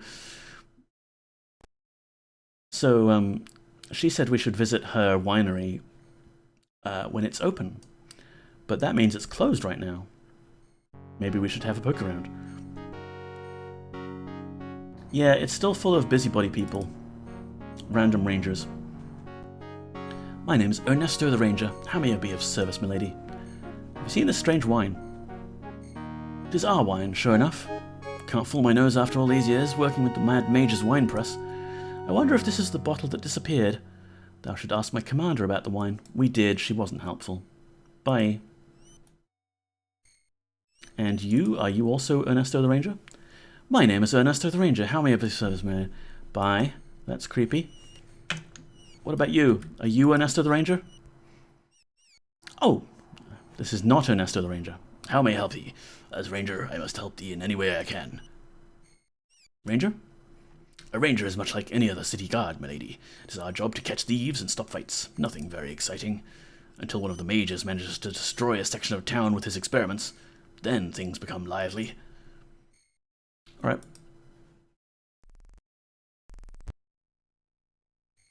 Surely, if an object got exchanged with some of their wine, the item that was taken from us must be around here somewhere.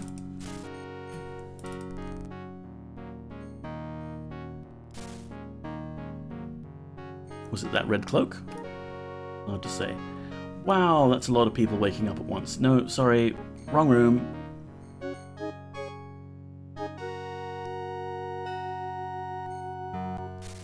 Apples, grapes, more grapes. Hello, person in an office room. How are you doing? There's a key. Don't know what that would open. There's more rooms up here. Okay, yeah.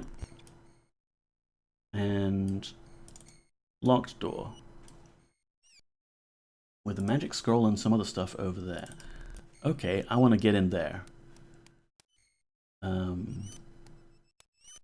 It looks like... Yeah, out here in the vineyard, whatever, same thing. There's like a tower there that we don't have access to otherwise. Yeah, there's a fence even.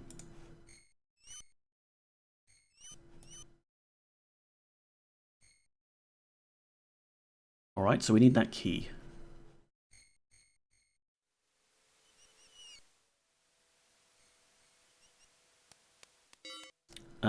Why don't we save? First save of the day. Really ought to do that more often.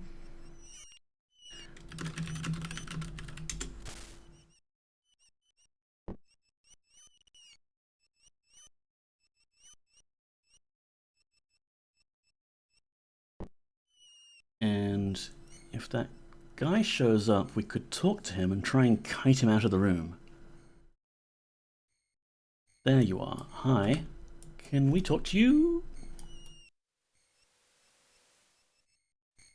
How may I help thee? As a ranger, I must help thee in any way that I can. It would really help me if you could just wait here. Just wait here for a moment, if you could.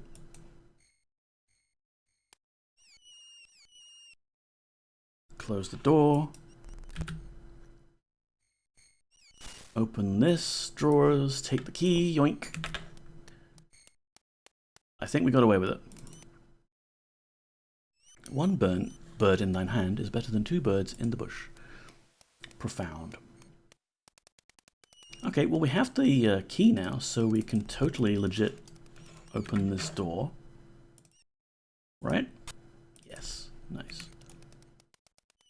And in here, what do we have in here? Let's just lock the door behind us because I don't want any rangers pathfinding up here.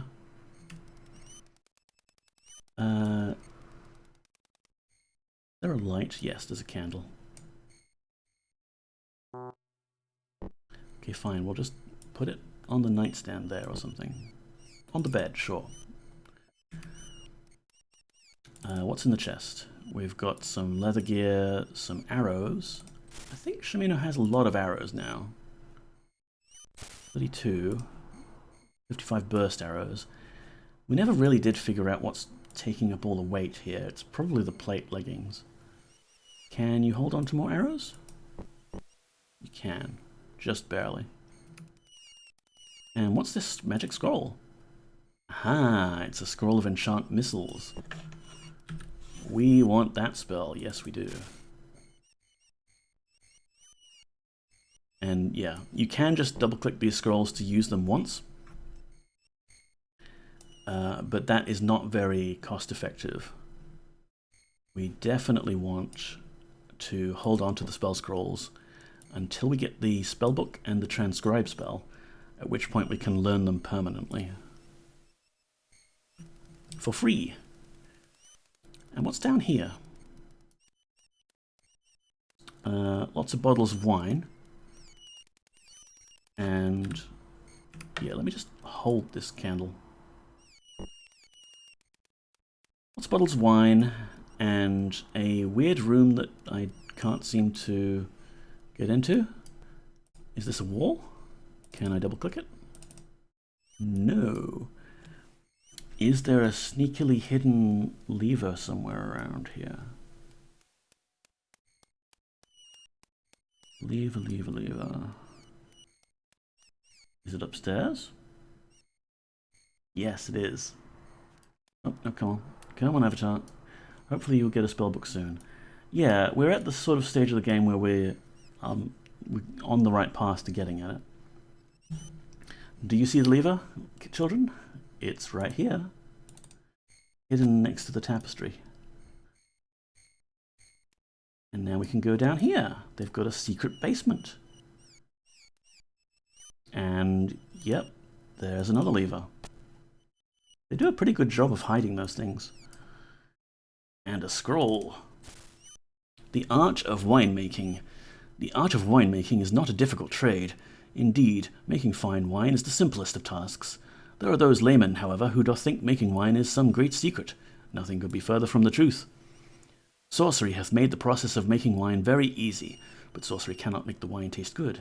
To make great wine thou needest but one commodity, great grapes. That is the secret to making a truly great vintage, one that shall be remembered by all who partake. Okay, so they were hiding their secret to great winemaking here, and their secret is that they don't really have to do much. They just grow grapes and squish them with their magical press. Like, no treasure or anything? Bottle of ice wine. Here you go, Dupre.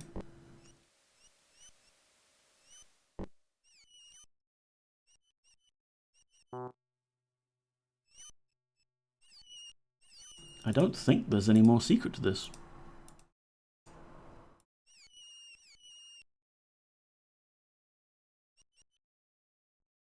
Alright, a bit disappointed, but there you go. Some people's secrets are information. Oh, where's the key?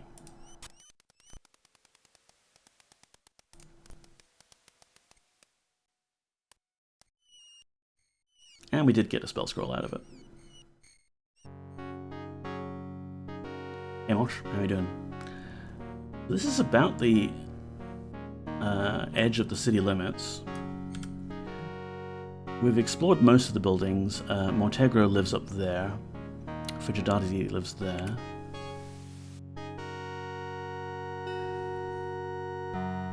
Let's see where the road goes. Because there is one thing that I learned by reading wikis and things that I never actually put into practice in the game when I played it back in the day. It would have been impossible to find pre-internet days. It's actually quite a miracle that I found the old blacksmith trick in Ultima VII Part 1 on my own, because you wouldn't normally want to stumble across that, but just somehow... Oh, combat. It's a giant scorpion.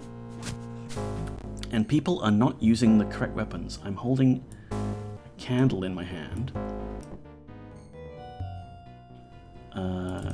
Dupre is killing these scorpions with a bottle of ice wine. No, come on, use your sword. Your shield. Genius. You've taken your bow out. Good boy. And Yolo has taken his blowgun out, which is not bad, I guess. Alright, continue killing. What are we shooting at now? There you go. Where was I? Blacksmith in Ultima VII, Part 1. Yes, that was a secret hidden on the top of the roof of the blacksmiths. You had to make some crates, form a staircase, and you could climb up them. Ooh, gold. Don't mind if I do. And a locked chest. Yeah, we knew it was trapped. More gold. And in Serpent Isle, there's apparently a similar teleporter to a secret dev area that back in the day I did not find, but certainly tried to.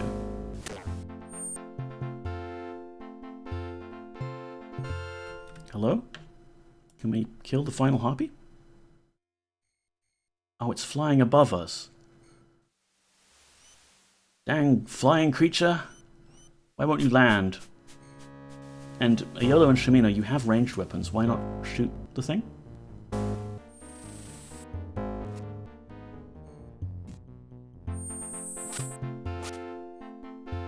Alright, we keep coming up on this spawn area where the harpies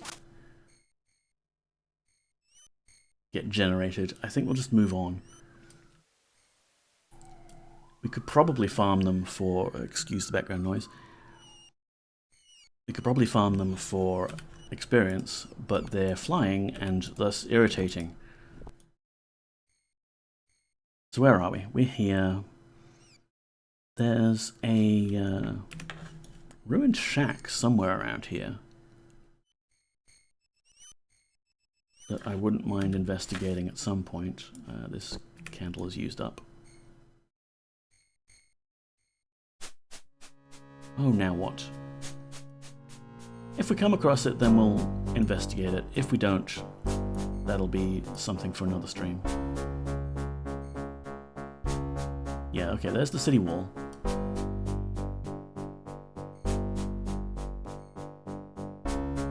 Yeah, it's a bit dark.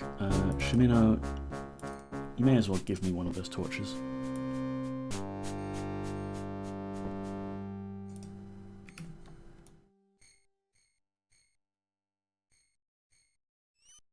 Where are we? We are lost, Avatar. Hush you. Oh, hey. Odd little building out in the middle of nowhere. And it's locked. I don't think we have any lockpicks left. No. Can we bash the... Okay, that's interesting. Can we bash the door down?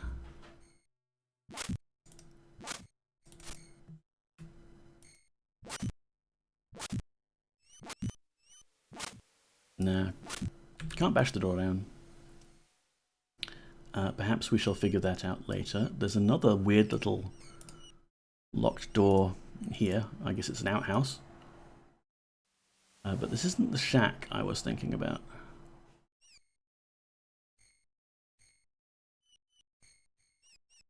Alright, back to town we go.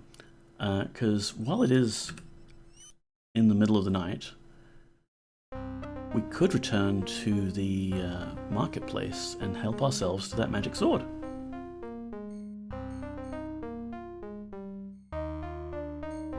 Although there's the automatons there, and the automatons probably don't need to sleep. So they might still be just hanging around, which will make our acquisition difficult.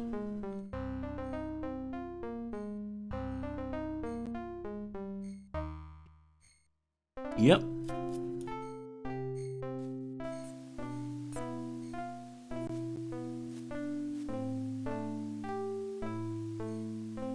Well, let me save and see if we can do it anyway.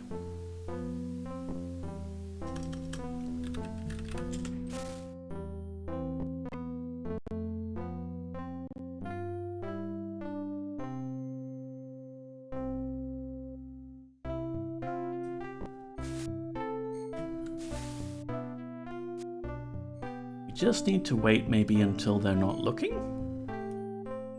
Perhaps? Here you go, Debray. You can hold the hot merchandise. Whoops, thieving scoundrel! They noticed. But maybe we can run away? Nope, nope, there's a ranger there. Moving slightly slower than us, though. Leg it, lads!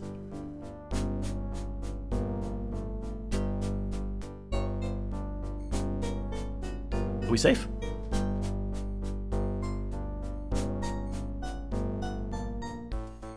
Cease and desist immediately.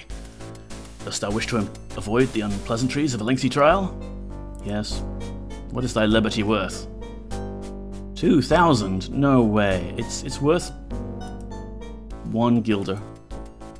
The guard looks unimpressed by your paltry offer. Our jail is populated by some unsavory knaves. Thy freedom should be worth more than that. Yeah, it's worth, 2. An unfortunate decision, my friend.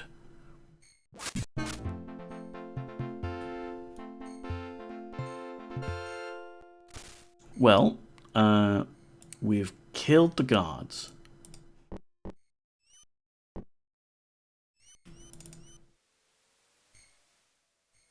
Can I bash the chest open at least? Oh man, he just had a whistle in his chest. And a candle. Okay, well, I don't know if anyone else saw us take the stuff. And you killed a poor musician. Yeah, he was just doing the guard stuff as a way to pay his way through music school. Dupre is already pretty heavily loaded. Why are you heavily loaded? Oh, right. The money. And the sword that we stole.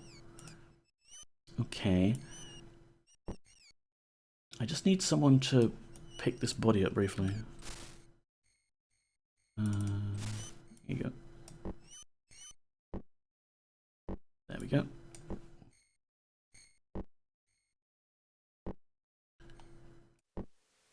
Okay, so we'll just stash the body outside of town. Maybe we'll get away with our crime.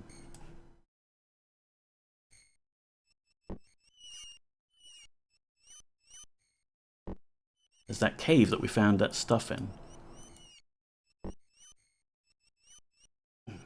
Excuse me.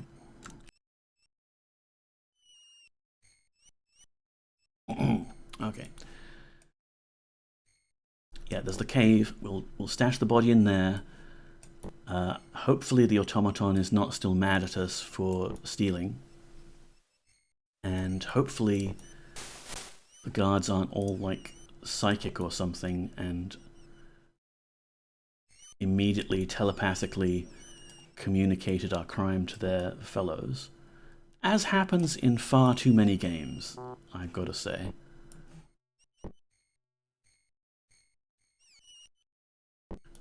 Come on, where's our little cave? Around here somewhere. There it is.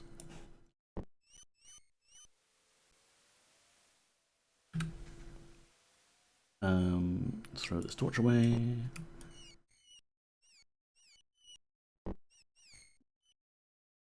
Oh, there we go. No one will ever find him there. Now let's go confirm that we are in fact presumed innocent in the eyes of the other guards.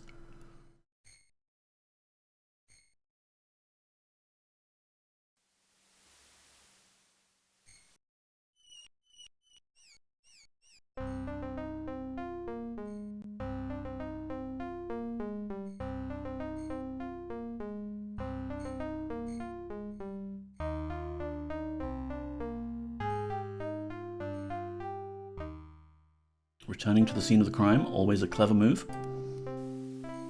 Woof. Yes, hello dog. And you, automaton, working through the night. I am the servant and protector of Ducio. If thou dost not belong here, my lady, I must ask thee to please depart. I cannot help me much with matters of importance. My duty is only to protect my master and my master's possessions. You did a great job of that. Well done, servant. Bye.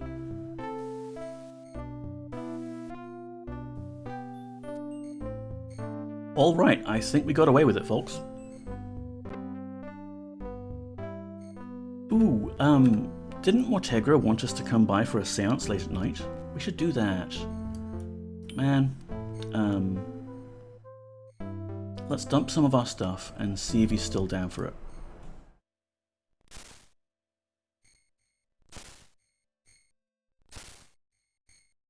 To be fair, Ducio did not invest in doors. Well, they're mages, they wouldn't anticipate such a clever plan. That crate was probably shielded from teleportation magic with a dozen spells.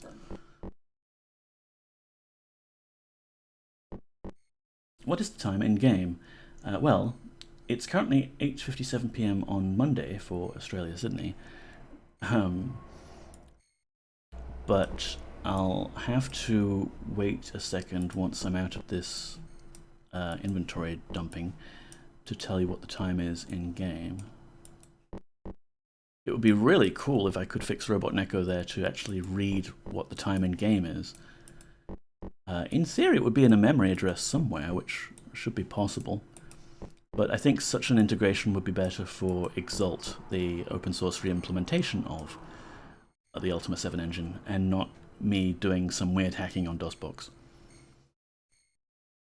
Alright, has anyone else got cash on them that I would rather they not have on them? And yeah, you, Shamina.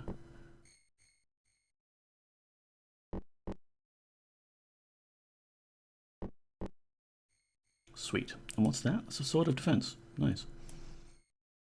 Honestly, it's not like we need the magic sword at the moment, because I've got sword of defense, Dupre's got the magic sword, you've got bow and sword of defense. I guess if Iola wanted a melee weapon, we could give it to him. So the time currently is 4:30 AM. Let's see if Mortegra is still awake.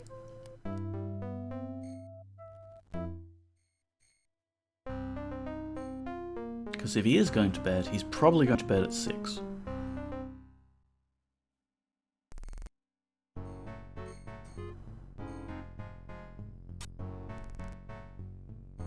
Hello. Okay, bed's unoccupied. Yeah, there he is.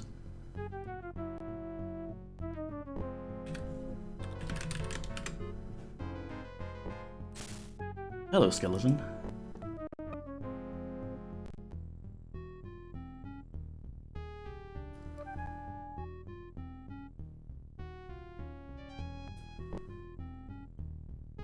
Yes, whereas... Actually, no, it's not a skeleton. It's just a regular automaton. But I'm sure Mortegra, you know, if he wanted to animate skeletons, it would be basically the same thing.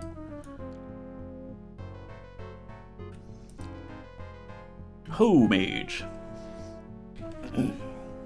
Hello once again, Boggers. You said we could have a seance? It sounded fun. It's time for the seance to begin. I've already prepared all the elaborate reagents and incantations necessary to open my mind as a portal through which the spirits of the dead may speak. What thou shalt see are not dreams or hallucinations, but actual ghosts who will join with us in communion. Do not be afraid. I summon you, ghosts. Come join us here and speak with us. Share us thy visions of this world and the next. I have heard thy call, Mortegro. In life, I was Christopher, blacksmith of Trensic. How the hell did Christopher's ghost get all the way over here to Serpent Isle? Or is the afterlife for both these realms just connected? My time here is short, and I wish to have words with the one who is called the Avatar. Oh, jeez. This is about me selling his son into slavery, isn't it? Get off the line, Christopher. We have more important calls to make. Exactly, Stardrop. Avatar, I thank thee for protecting my son and for breaking the Fellowship's evil grip over Britannia. But I also bring thee a warning. Many are the spirits in this realm who await thee, and there is but one thing on their mind, to have their revenge against thee. I did have quite a body count back in Blackgate and in Underworld Part 2. There is one thing that thou must always remember, the one crucial thing, vital to your success. Oh, I have lost contact with the spirit. Forgive me, but with a contact that intense, the length of time that I can maintain is always shorter. Well, that's fine. I'm sure it wasn't that important. Scam. Well, he hasn't taken our money, at least. What can you tell me about Moonshade? It's a city of mages, run by mages, and that is the way we mages like it. Please insert more money for further info. We are even governed by our own council of mages, chaired by Filbertio, Gustachio, and Rotaluncia. What do you think about Filbertio? He's the supreme mage lord of the city of Moonshade. Gustachio? Gustachio and I are engaged in studies of the strange teleport storms that have been afflicting our land. And Rotaluncia? She's a powerful mage. Her only real weakness is that she is most unpleasant when she is thwarted in her desires. Cool. Alright, bye. Thanks for lending help. Fare thee well, my lady. What's in this? Oh, it's empty. Cool. And you've got an embalming table. Cool, glowing key. Some corpses. Lovely. And a secret room here. With a magic orb in it. Cool. Well, we can pillage Mortegro's place later, maybe. Ooh, he does have a spell scroll. Restoration. That's a nice one. I wonder if we can poach it. Maybe we'll come back later. After all, we don't have a spellbook to transcribe things into. Now 5 a.m. So, we've got a few houses here that obviously just have, like, servants and other mundane people in it. This is Topo's house. You can poke through his stuff. Probably not useful to poke through people's stuff while they're actually here. I suspect this is where, Mosh hangs out, not actually the sewers. Yeah, okay, Ruchia, like, I don't see why you're so bothered by the fact that you woke up and we were standing over you.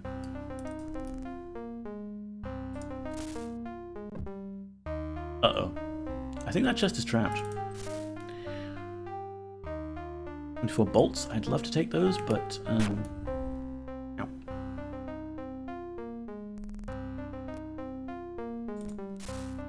Ooh, lockpicks. Can I grab these? Can we? I mean, that person is asleep, and it looks like we haven't met that person yet.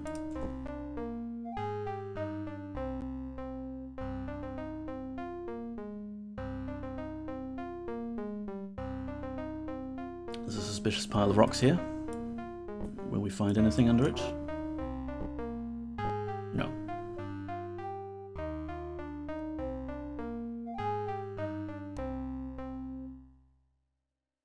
Here we are back in town. This would be Frigidazi's place.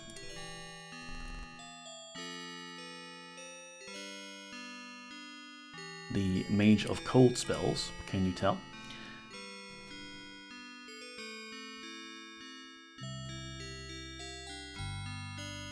And I'd love to get in this room.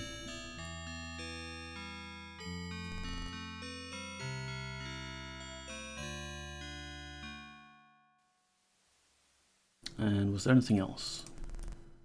Okay, this place. Who runs this place?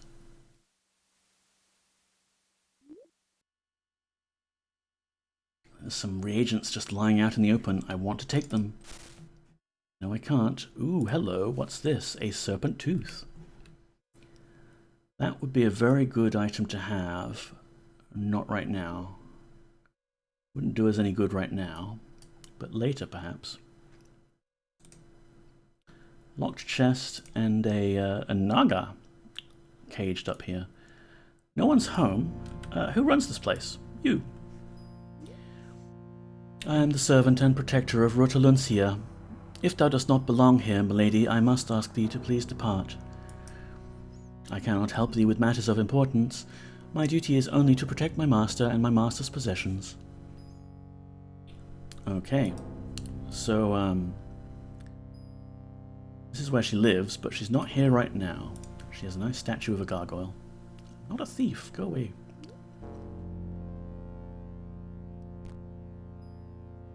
And we've been here. This is Stefano's place, who we haven't met.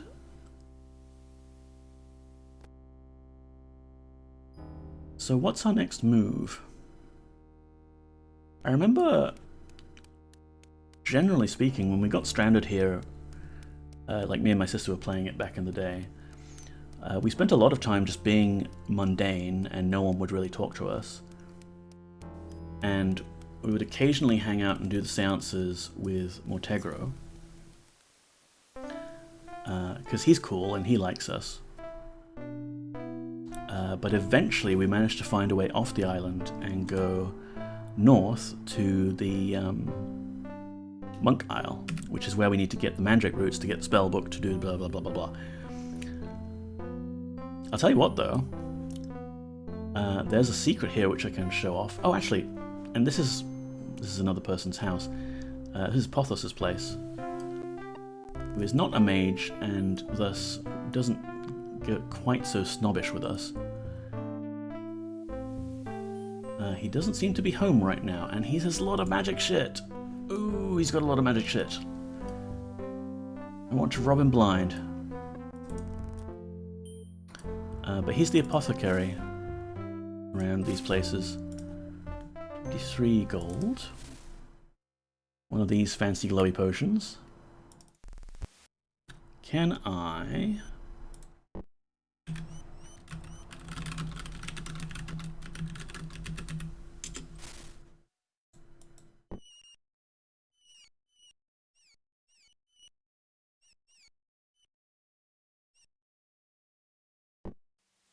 Can I possibly loot these things while the door is shut and none of these automatons can see us? Here, Dupre, you can be the one to hold all the hot stuff. I don't think we need any of the armor yet, though.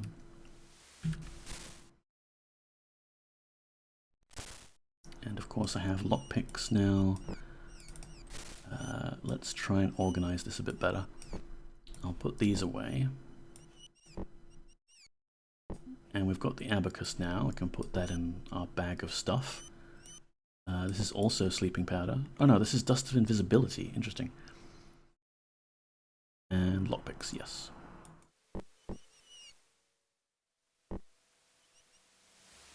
No alarms raised. Excellent. But no key to that door either.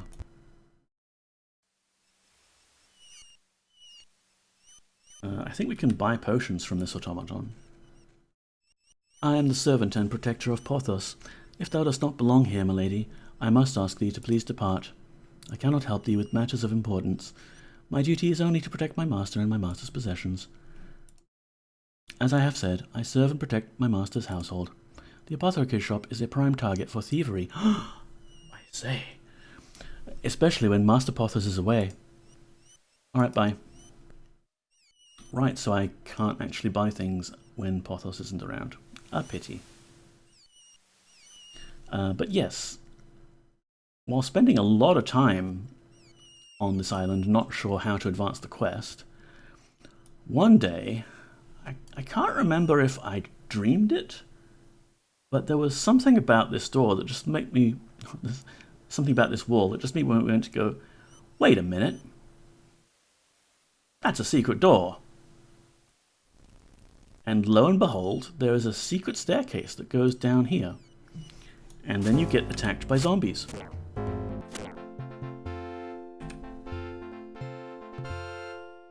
Alright. We defeated the zombies. And we've got some skeletal bodies. Cool. For some reason, there is a tapestry on the wall here of what appears to be a cheerleader. And this cool glowy lightning whip, which is a nice weapon to have. Tell you what, Shimino, why don't we take you off arrowing duty for the moment and give you this. I don't know what the stats are. Like, I wish I could remember exactly which items are better than the others. There might be a book around that we can read to compare the numbers. And that's it for this little room. Yep, that's everything. Definitely nothing else here. Oh, hello, a wall. Just checking if there's any of the others. Alrighty then. I guess we can proceed through this. Oh, it's locked. A little musical sting brought to you by mocking the fact that it's a dead end. 'Tis strange that did not work. Thank you, comrade. I appreciate it when you can tell me that using further lockpicks will not be usable. But there's a further secret behind that locked door, and maybe later when we've got the keyring, we'll be able to just try every single key that we've got to get it. Lightning whips are pretty good. Basically a one-handed halberd. Nice.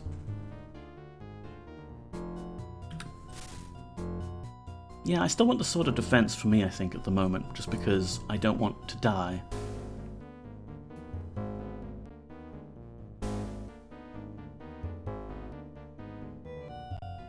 Alright, so, yeah, let's save here again. So as I recall, yeah, there's a few like quest flags that need to go through. We need to eventually get invited to the Mage Lord's table and dine with him. And Rotaluncia has plans for us too.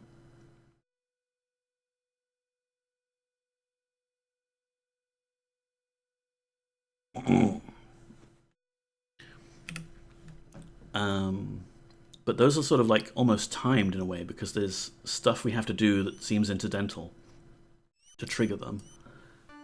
If, again, I'm remembering correctly. We still have some stuff to talk with Tabuchia about, like the various items that we're missing. And I feel like at some point, I'm not sure if it's before we get our spellbook or after, we can aid Gustachio with the teleport storm stuff. So let's go just talk to him and see if he's just going to dismiss us out of hand still.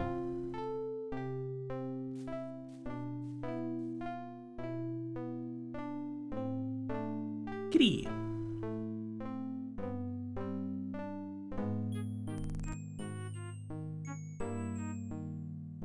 Oh, he's asleep. Oh dear.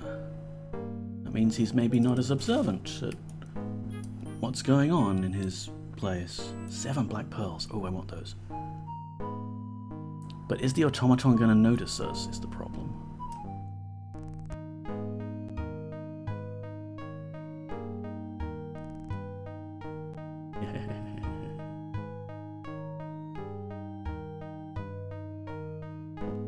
Yoink. Yoink. What's this book? The Apothecary's Desk reference. Blah blah blah blah. Orange potion. Bluish black potion. For the adventures in the icy lands, that renowned concoction is critical in such climate. Yeah, that's right. There's a potion that lets you endure the cold. Anything new here? Orange Shimmering Potion, specifically designed for the busy wizard whose lifestyle requires him or her to cast many a spell. Once this delectable potion is absorbed, it will enable thee to cast many more spells. So the orange glowy one is nice because it's actually a restore mana potion.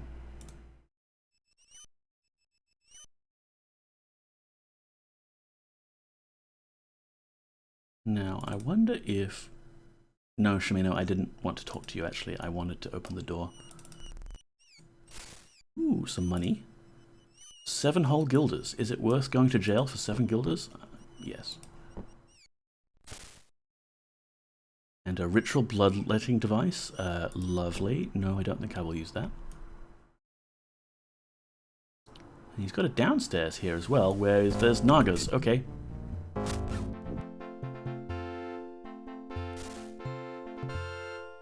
Yeah, I don't think we're going to be too short on regular arrows. And once we learn how to enchant them, that will be great. Okay, magic scroll. Summon. Good day. Hello, Empress Vel. How are you doing? Good to see you. Empty chest. Empty chest. Okay, so we'll just take the scroll for our own purposes. Long time no see, yeah. Put it in there. And where is the money bag? There we go. Now somewhere in this bag is 7 black pearls. Oh, I think it's there. Yes. It's realistic how you can lose stuff in your bag in this game. But yeah, I guess Gustachio here really just... He's got a basement that has a Naga creature in and some crazy mushrooms. No secret walls or anything. No.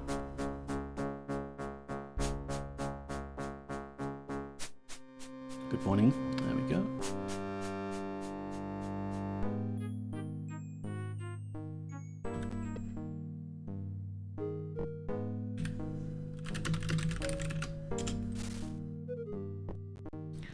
Oh yeah, I was going to talk with the guy, wasn't I?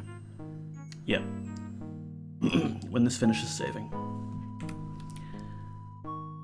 But I suspect what we actually do is we go to Mortegro's each night and just get another seance until we get something interesting. I'm so sorry, but I do not have time for this. My studies devour my entire day. Alright, so he still doesn't want to talk with us. And these people are rude to anyone who's not a mage.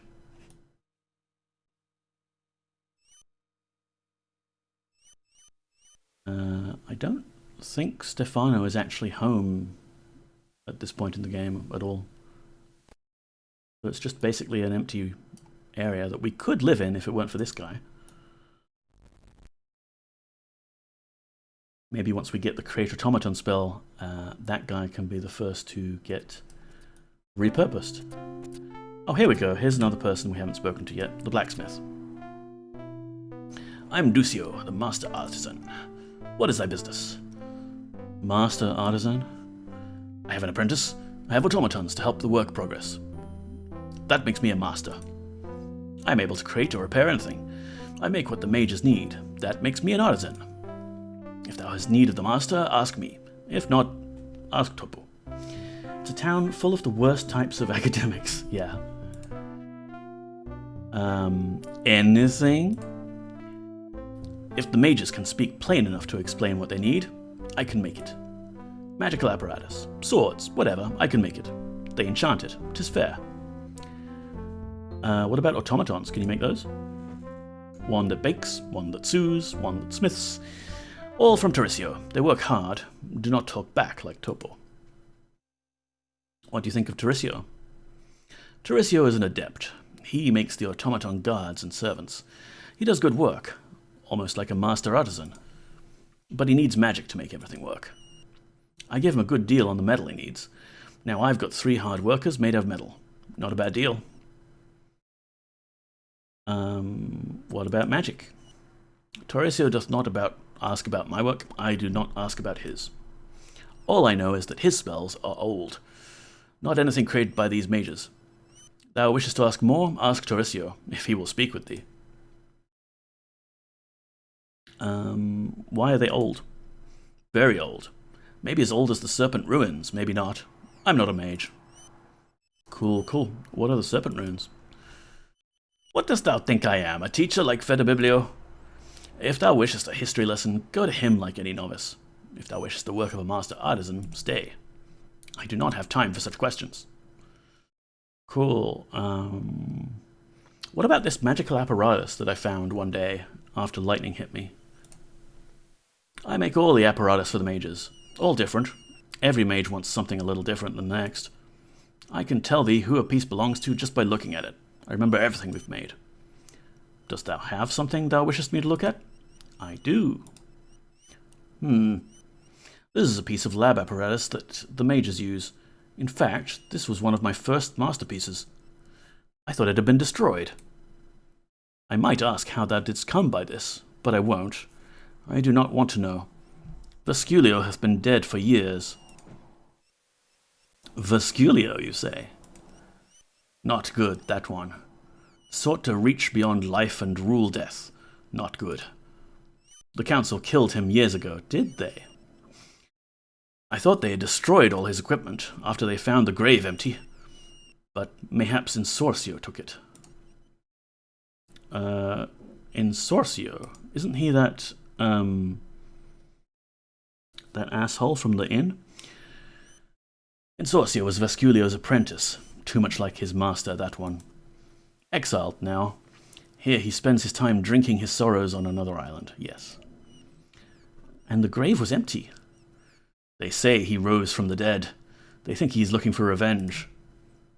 I think the council secretly decided to burn him. No one can bring back the dead from ashes. I think they probably threw him into the Freedom prison, and he rules there now or something. Can I get a deal out of you? Art thou a master? No. Then do not ask what deal I give to others. Bad manners. Okay, can we do business? What dost thou need? To buy? To look? To talk? Well, we've already talked about the apparatus. Let's see what you can sell us. Insorcio took the magical secret of perfect hair with him. If thou seest something thou dost like, tell Topo or me. If thou desirest something I do not have, let me know. I can either make it for thee, or direct thee to someone who can. What dost thou care to buy? Bread rolls, cake, pitcher, lamp, torch, pick. Yeah, nothing actually. Perhaps another time, my lady. Perhaps another time.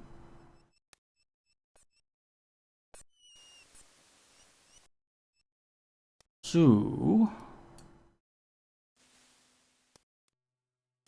are we able to talk with Busia again?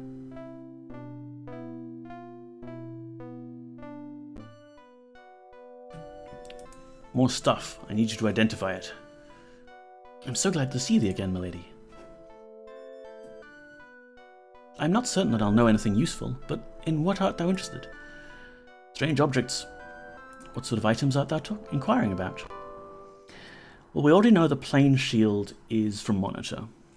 We know that the urn, likewise. The pine cone, I mean, it's from a forest. That's what they all say. She doesn't like the blue egg, and we've already asked about the apparatus. This is a cool pine cone I found. It is a pine cone. I don't know where they come from, but Captain Hawk gave me one once. May I have this one too? No, it's my pine cone. It is fine, I do not need another one. We know about the strange hairbrush.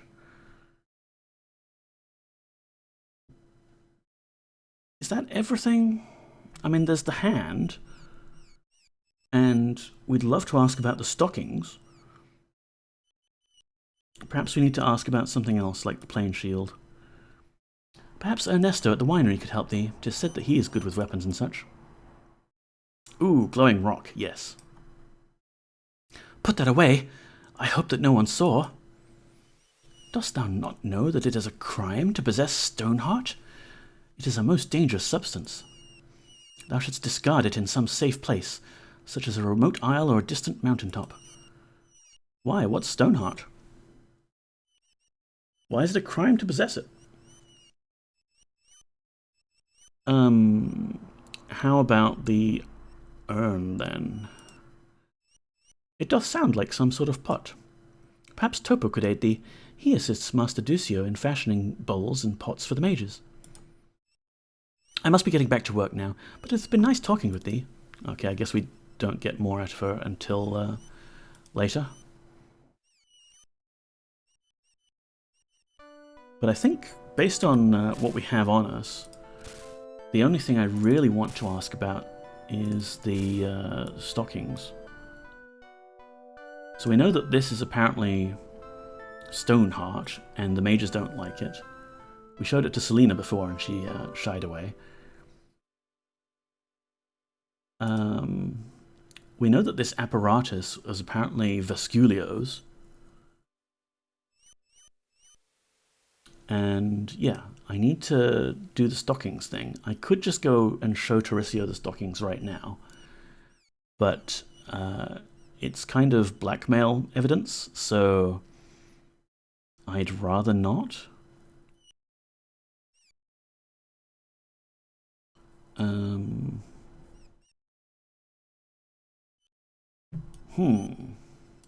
Are you holding a whip?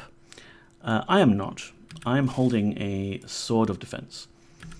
And Dupre here is holding a magic sword. But Shimino here is holding a lightning whip. It's very cool. And Iolo's got a blowgun. Because for some reason, despite the fact that he has a magic axe and a magic sword and a crossbow and a diaper, he keeps pulling the blowgun out. Ooh, kinky whip, yes. Be very careful with it. It's a lightning whip.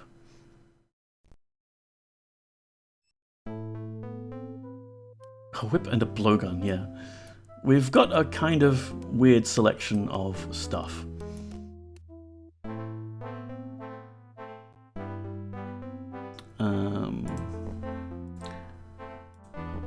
But yeah, we might actually just have to kill time until we do the next Mortegro Seance.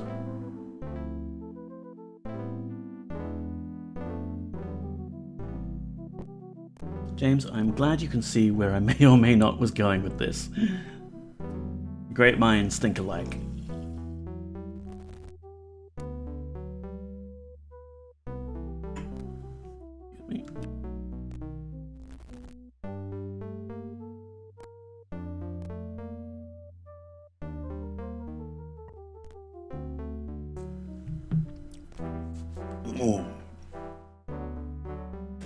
So, yeah, who's this?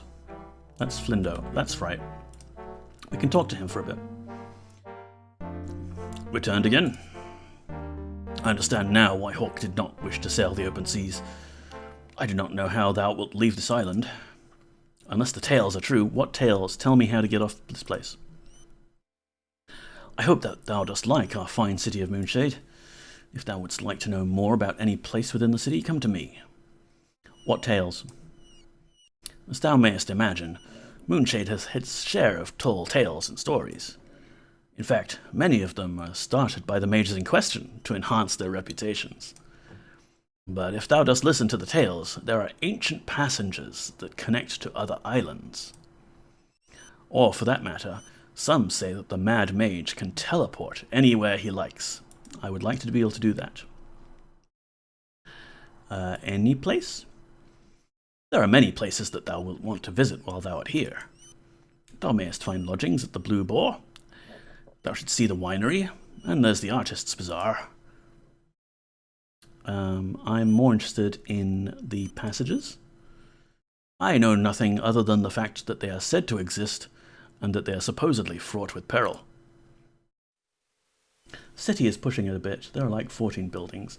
Well, you know, for the game's scale, this is a pretty big city. Perhaps if thou dost ask Feda Biblio, he could confirm it, or even tell thee where they are. And the Mad Mage, you said, can teleport anywhere he likes. His name is actually Urstam, but everyone here refers to him as the Mad Mage. 'Tis a very complex situation, milady. Urstam trained all of the adepts in Moonshade, and as their master, he is a threat to them because he is still more powerful than they are.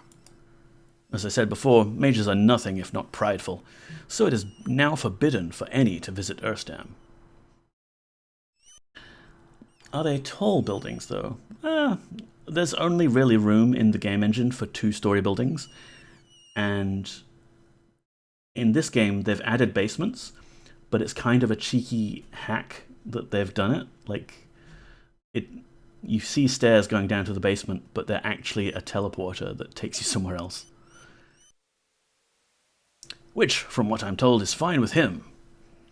If thou wishest to try and contact the Mad Mage, thou canst try speaking with Porthos. I believe that they still maintain contact of sort. Excellent. 2 stories, my apartment complex has 3, lol. So not a city then. Yeah, where's Porthos? Porthos is the apothecary. He has some small magical ability, but not enough to enter the ranks of the adepts. So, he makes his living selling them reagents and potions. Potions. And yeah, this guy, he said, like, if we could get him back to Moonshade, he'd use his connections to help us. So, yeah, can you use your connections, please? Although I'm not a mage, I'm an influential man in Moonshade, because my shop provides the staples of life to that secluded island. Apothecary. Why, I even know the Mage Lord's mistress. In fact, this is what I shall do for thee. Since thou didst make it possible for Hawk to sail us here, I shall repay thee. I shall arrange for thee to meet with the Mage Lord himself. This is quite an honor, poggers. This will take time, but I can arrange this. And thou mayest find that some of the mages are very reclusive, and will not speak to thee without proper introduction. Tell me about his mistress? Oh yes, Filbertio is quite a ladies' man, and what woman would not jump at the opportunity to win with the Mage Lord's favour? For now, Frigidazi holds the Mage Lord's eye. And from what I've seen, Filbertio seems to have found a way to thaw the charms of that cold mage. Though I have heard that Frigidazi is not always so cool, and I have been told that Filbertio has not been faithful, shall we say. You've heard it where? I've heard that Frigidazi can be quite warm to those who catch her fancy, and I'm told that she can be very persistent about getting what she wants. Although I think it would be foolish to catch her eye as long as Filbertio doth have an interest in her, if thou knowest what I mean. And he's not exactly faithful? Filbertio has been trying to coerce Columna into a dalliance for some time, but she will have nothing to do with him. As Filbertio does not take being rebuffed lightly, he hired Stefano to steal something of Columna's from Tauricio. Here we go.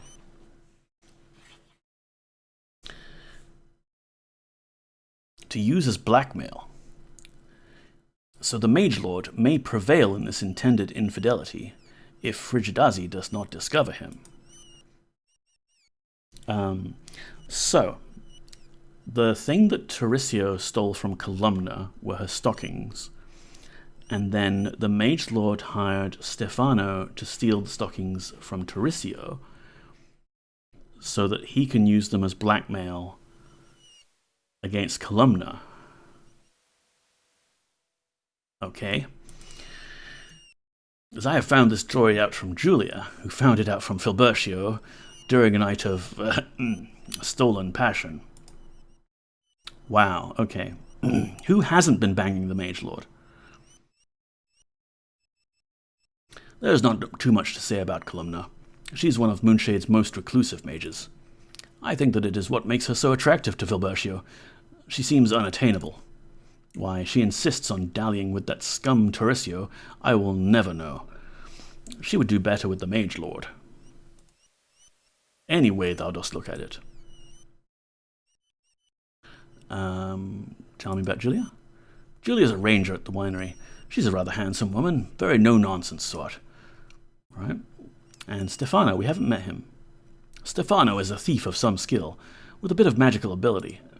He tends to live from one disaster to another, though he would like to see himself as a great lord somewhere, someday. Lots of info. Yeah, Moody Mystery, this is quite the lore dump we're going through today. I may have to end it a bit soon because my throat is starting to give up. We've had a lot of smoke lately. Stefano would do better practicing his magic, but he would rather be a skilled thief than a novice mage. Tell me about Frigidazi? Frigidazi specializes in cold-related spells. She's a great beauty, but she is rather cold to everyone. Perhaps I should not say this, but I think Frigidazi is using Filbertio to gain status within the ranks of the adepts. Prisvel, thank you for the hydrate. Let's get some water.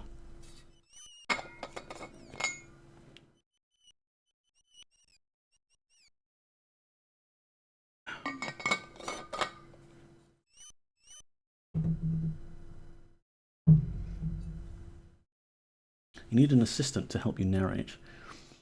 I figured a small break would help with the voice. Thank you, Empress. I tell you what, I might actually just take a very short break to hear the call of nature, and I will be back in just a few minutes. Oh, you've redeemed Bother Cat. Okay, hang on. This reminds me I need to do my vocal therapy exercises. Stardrop Thistledown, I will be with you in a moment, but for now, please enjoy this BRB screen.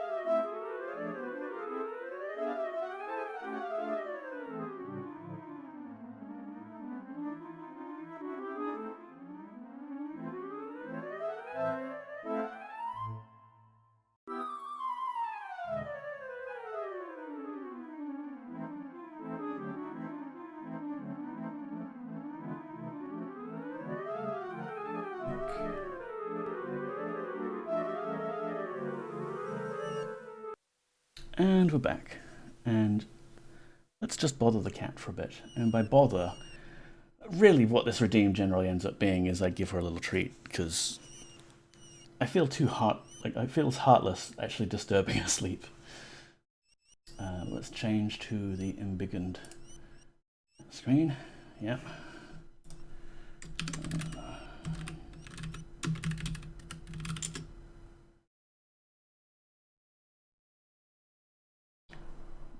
Maybe one more. Oh, I can't use up and down on this one. That must be a BTTV extension.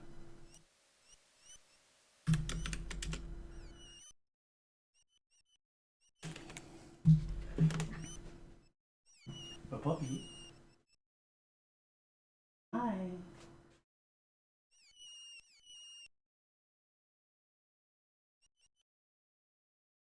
Although the cat.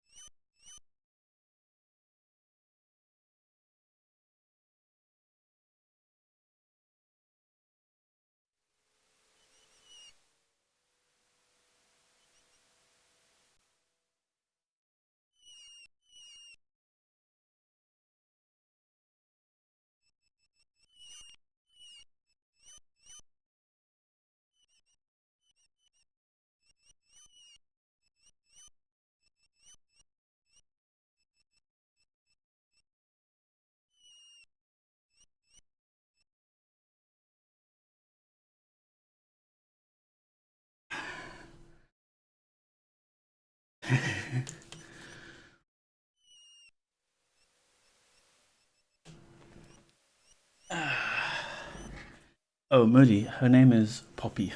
Not Poggers. Poggers is the name of the hero from another world, the Avatar.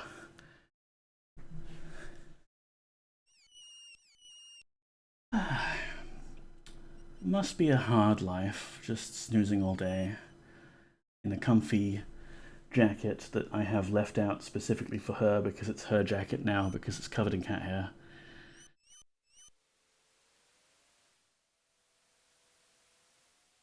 Yeah, thanks for redeeming, Stardrop. I want to get more redeems and things going, like some fun things we can spend channel points on. But you know how it is, it's effort. Maybe, because actually I'm taking some time off work this week, maybe I can work on stream things. That will be fun. So where were we? We want to get off this island. We can talk to Pothos to maybe get access to Erstown the Mad Mage. And Flindo here is going to use his connections to get us an audience with the Mage Lord, which will not be helpful in any way, but it will advance the plot. And Tarisio is the one that had the stockings until Stefano stole them. And what the hell? My window capture just stopped working. Is it because the title of the window changed? Because, you know, I'm using DOSBox. Yeah, there you go. If I've got DOSBox at 25% CPU power, then it gets captured properly. If I change it to 30, does it work now? It does. Okay. Tarisio specializes in creating the magical automatons that most mages prefer as their servants. I will grant that he is skilled enough, but he doth have the ethics of a snake. 'Tis a good thing Petra escaped from his sickening clutches and has Rocco to protect her. Yeah, what's Petra's deal? Petra is the automaton at the Blue Boar. Tarisio created her. I have only heard a bit of the tale, so thou shouldst go speak to Petra directly to hear the right of it. In short, Tarisio had vile intent for Petra, but she escaped, and Rocco took her in and watches over her. Cool. Alright, let's try and find Pothos, shall we? It would appear that he's the person to talk to next. And we just need to wait for the appropriate thing to happen for the whole banquet.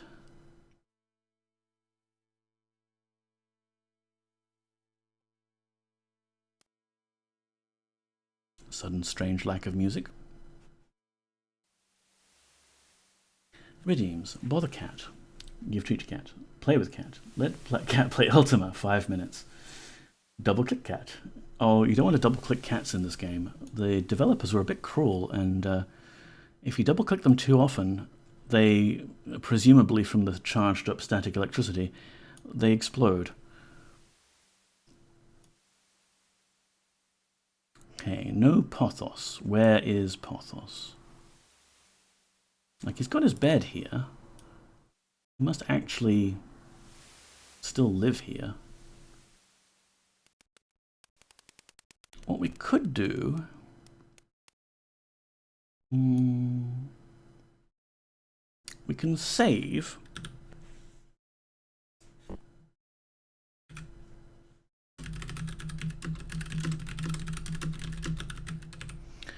Tarisio would like some stockings. Tarisio, would you like some stockings? Because I don't really want to give him the stockings, but it was a dialogue option, and he may have something to say. And now there's a truck backing up outside. I don't know if my mic is picking up on that. I am not a sociable man, so this will be brief. What dost thou desire of me, and at what price? I want stockings. No, I have stockings. I beseech thee to turn over to me that which is the instrument of humiliation against a woman who has done thee no harm. They belong to my lover, Columna, and they were stolen by the bandit Stefano. Columna's stockings can be used as evidence of our affair. I neither know nor care how thou dost come into possession of them, but know this, I shall have them. Those stockings are no use to thee. What do you mean? I'm a woman. I know thou wilt do the proper thing. Within thy chest beats a human heart. Thou art a woman of feelings. So too am I a man stirred by strong emotions. Give unto me this thing, and together we shall share a night of passion, the likes of which have never before been told in story or song. Surrender those stockings to me. I don't really want to. No. Thou dost not trust me? Then be on thy way. All I wanted were the stockings. After all, Columna is more a woman than thou canst ever hope to be. Hey! You'll find out the truth later. Wow, if you're a man, I think he just offers you money. Yeah, he does. Yeah, I think this is the first time I've talked to him about that as a female avatar, Stardrop, because I remember him just offering me some cash. But no, he's obviously got quite a big opinion of himself. That my reward would be a night of passion with him. Bye! Don't steal anything. That just makes me want to steal. Ooh, what's this? 4 worm hearts. Can I actually, like...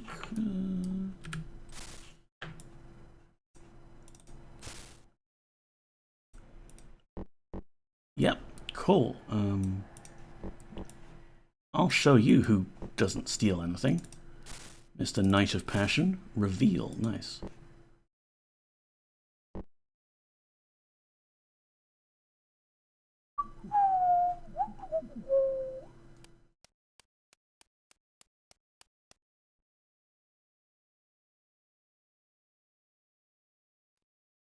Well, I also want to talk to Columna, although she's probably just going to ignore me.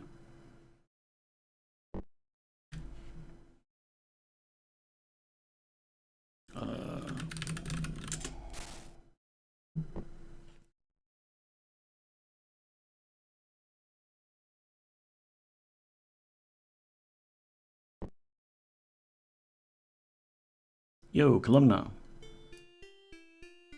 I am sorry, but thou hast mistaken me for someone else. Thou couldst not be possibly speaking to me, as I am a mage, and thou art merely mundane.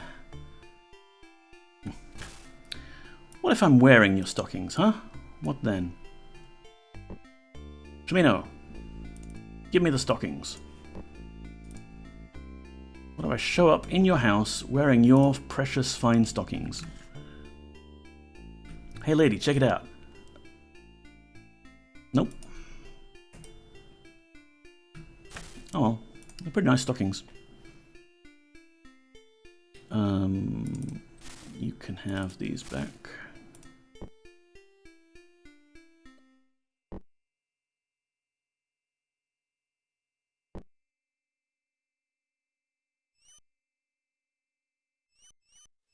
Cool beans.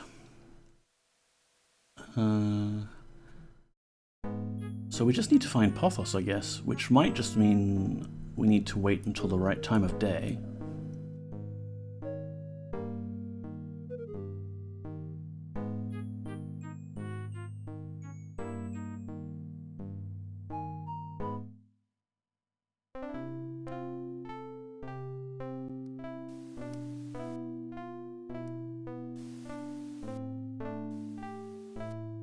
What time is it? 11. We might need to wait till after 12. I suspect most of these mages spend the morning in bed. Although, then again, Pothos isn't here yet. You know what? I think, if I'm remembering right, Pothos only actually shows up after we've had the banquet. Yeah. Because otherwise he would be in bed or in his shop. Okay, so we need to wait until the banquet trigger goes. Which generally means we just need to keep wandering around and talking to people and doing stuff. And since we're wandering around, I want to have another go at finding that old shack that I remember that I read about. Maybe find some secrets.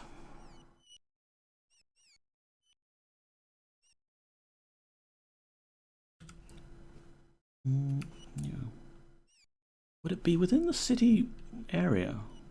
Maybe. Oh, hello.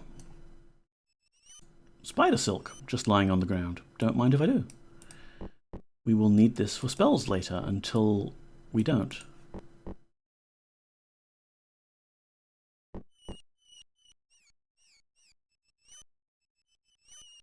It's neat that you can find a lot of reagents just lying around on the ground. Although you can buy it, there might, you never know, there might be a time when we can't buy it anymore.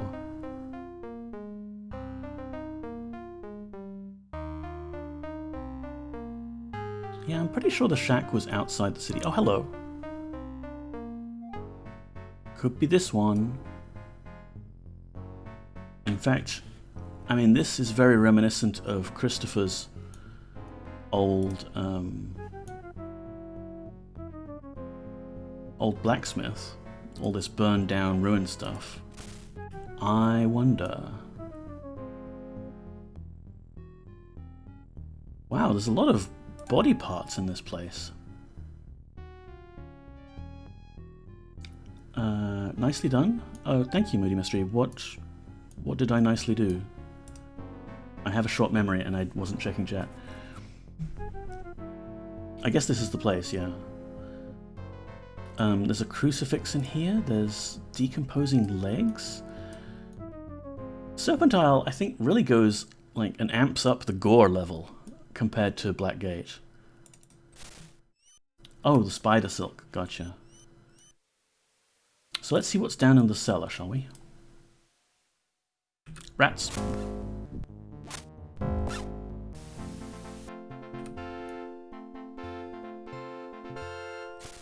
Ah, I know whose house this was.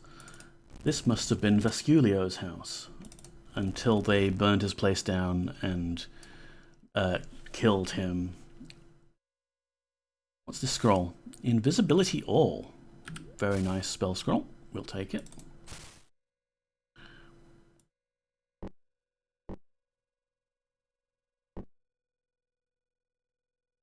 Mandrake Root. Worm Hearts. There's quite a variety of magical reagents in this version of the game, or in this part 2.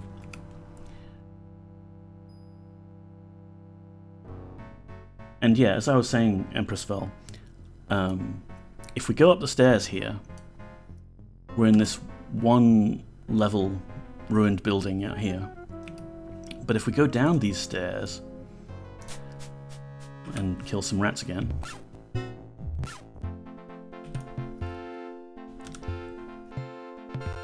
the game's actually put us inside this mountain here, which is where the game stored the underground basement area. It's a really cool trick to add an extra floor to some buildings and have tunnels and things.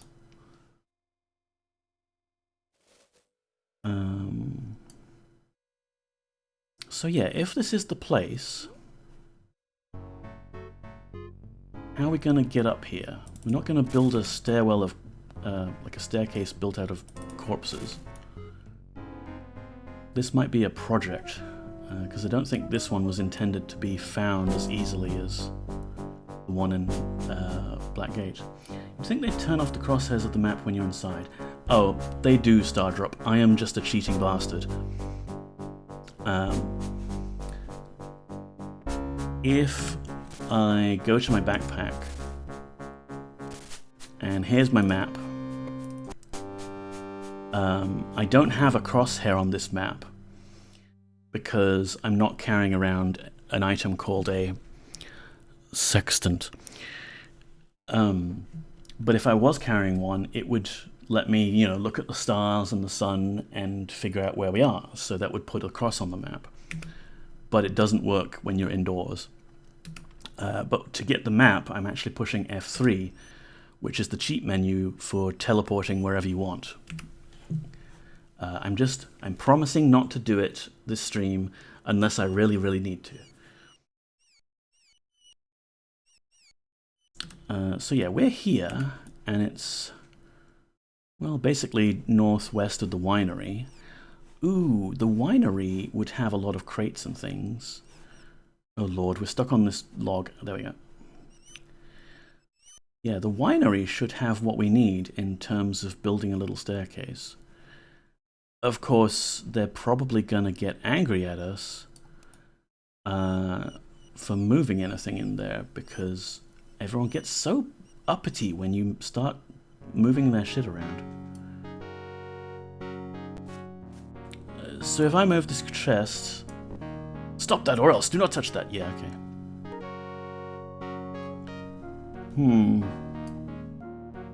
Might have to figure out some other way. There were some chests in that cave where we stashed the body.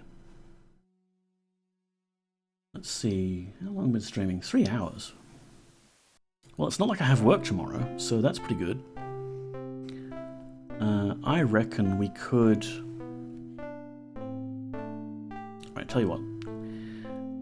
We'll drop off some of our stuff so that we can then have enough strength to carry the chests over to what we think is the right destination, and we'll try that out, just hoping that it's the secret of legend.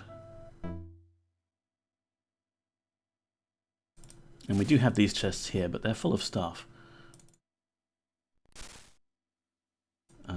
My bags are full of stuff as well.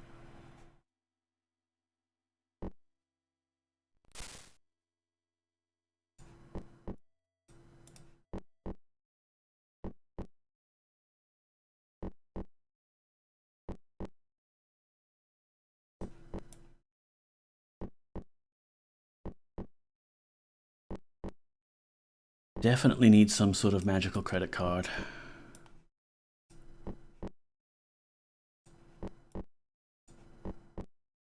But once we get the ability to buy spells from people, we're going to use up this pile of money very quickly, believe me.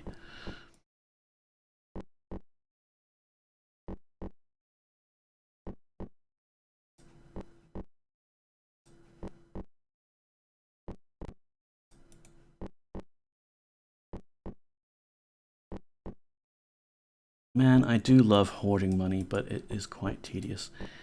Alright, how does that affect my weight level? Much better. I'll actually leave our bedroll back here, because we don't need it while we've got an actual bed. YOLO, I don't think there's much we can do for you. Shamina, we still haven't puzzled out why. Because like, if we take your backpack off... Okay, that's down to 17. Fine, we'll do that.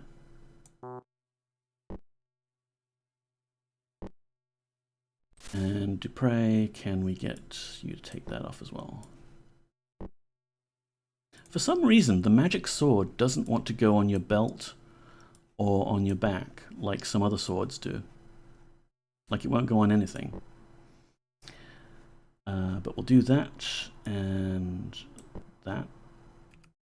And now we should be able to carry a bunch of crates over to that ruin.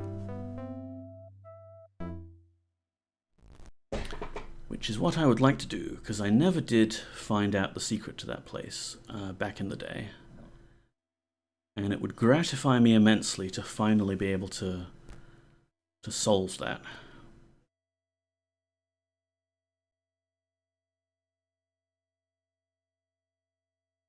Oh, and there were some chests in this guy's basement too. Which, given there's no one there to look, we should be able to steal without issue.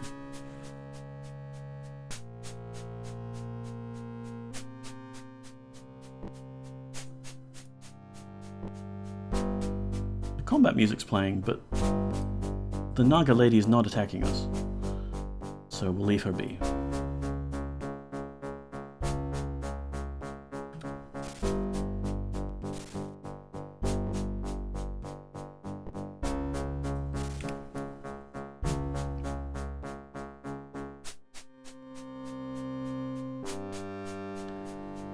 Go back to our secret stash. Oh, and you know what? The ship that we landed in on, that also had some chests in it. Some of which I grabbed so that we could keep all of our stuff in.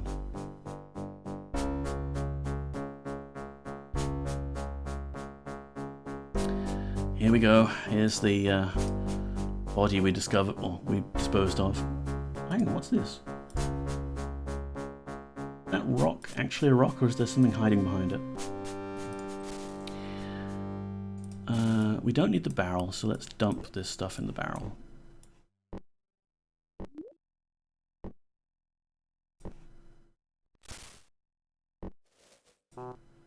Great, they won't fit.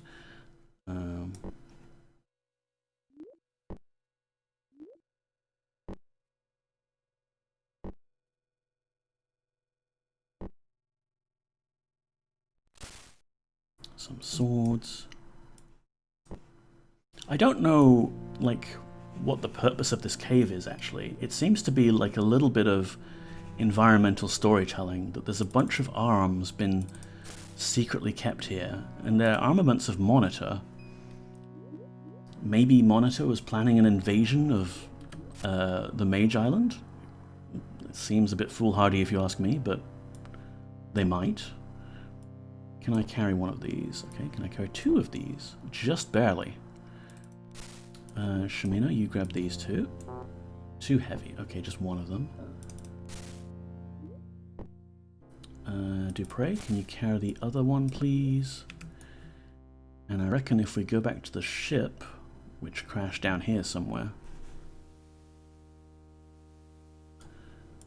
we should have, yeah, some sacks of flour that we can dump out. Sweet. That is hopefully enough chests to do the thing I want to do and build a little staircase.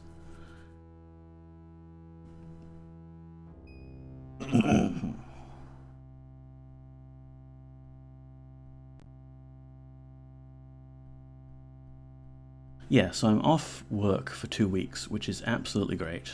I'm going to get so much sleep and hopefully do like actual stuff that I want to do.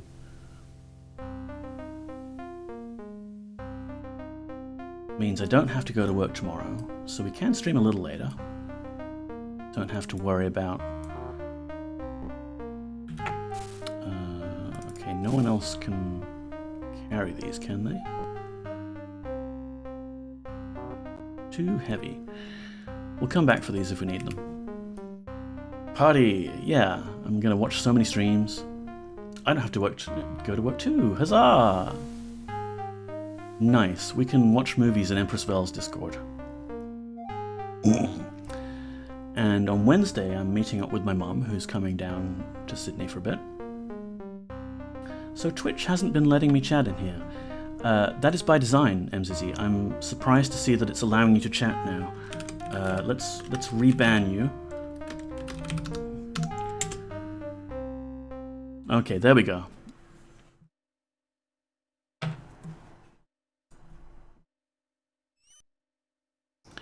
Fish! Today's fish is trout a la creme. Enjoy your meal. Hello, MZZ. I guess if there's a bug and you're being allowed to talk despite being banned, how are you? How's it doing? I am attempting shenanigans and trying to discover a secret that I've read about that plagued me for years back in the day. Trying to figure out a certain way... Fish! Today's fish is trout a la creme. Not enough fish in my life, to be honest. You? Yeah, I mean, I do have fish oil, which I've found is actually kind of helping me. Also, what the hell happened with the game capture? I didn't do anything, just you all have been seeing the game up until now, right? Is it because I tabbed over to OBS to ban you? Yeah, that's right. And then I have to bring this down to 25% so that OBS sees the title and captures it. It broke, James. Thank you, Empress Vel. I figured it out. DOSBox likes to do this thing where the title of the window has like how fast you're running the DOS emulation at. So I changed it up to 30%, and it's fine with it. But then I clicked into OBS, and it hasn't done that now. Okay, click back. Ah, you click back, and now it's broken again. Okay. One of these days, I'm going to write a patch for OBS to fix this. Anyway, how long have I been Omega Boy? Yeah, for a few months now. It's, you know, incredibly unscientific and very subjective, but I think it has helped my focus a little bit. Because I went and had some swordfish a while ago, for the first time in ages, because the nice swordfish place that was near me, they moved down to the Westfields, and so it's a bit far away and a bit too many people, and I'm like, I don't want to go there anymore. And so I just went without having my delicious swordfish and chips meal for a long time. And when I did find a place that's within walking distance to get it, and I had it, I was like, oh yes, holy crap, this is great, get this in my belly now. Wait, you ate fish? Yes, Empress Fell, I ate fish. Fish is nice. And yeah, I figured, you know what? I mean, I eat some tinned fish, but that's probably not actually got a lot of the original nutrients in it. Why don't I take some supplements and see if that helps my focus and energy issues? And it's kind of nice. Gross. Well, okay, it's not for you, but I love it. Hate seafood and can't deal with smell. Yeah, okay. Heard it takes about 3 months to have an effect. Yeah, maybe. I think it's good. I lost about 4 evenings figuring out hacky patch for OBS. Do not recommend. Well, Steph, you know, it's been something I want to do anyway. Because here on the Linuxes, I don't have to capture a window by the title of the window. I could capture a window by the class of the window. And that would probably be a bit more accurate. I have a fish eating problem. I recently released anchovies. I have realized selenium in them. I have a complicated history with selenium. Right, yeah, because you've been scarfing the anchovies down quite a lot lately. I hope you haven't somehow managed to give yourself a new health problem, because that would be fun, wouldn't it? Let me just check, scroll back. Omega Boy, Secrets, Fish. Yeah, cool. Once I poisoned myself by accidentally eating too many Brazil nuts.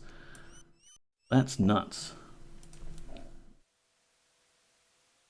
Come on, drop that. Yep. Alright, who else has boxes on them? You do? The doctor says I am perfectly healthy. Wow, I've got 100%. A lot of front-end developers have a complicated history with selenium. You're not wrong, Sonneveld, but I think Emmy might mean the element. Selenium is an alkali metal on the periodic table, I think. Yes, Stardrop.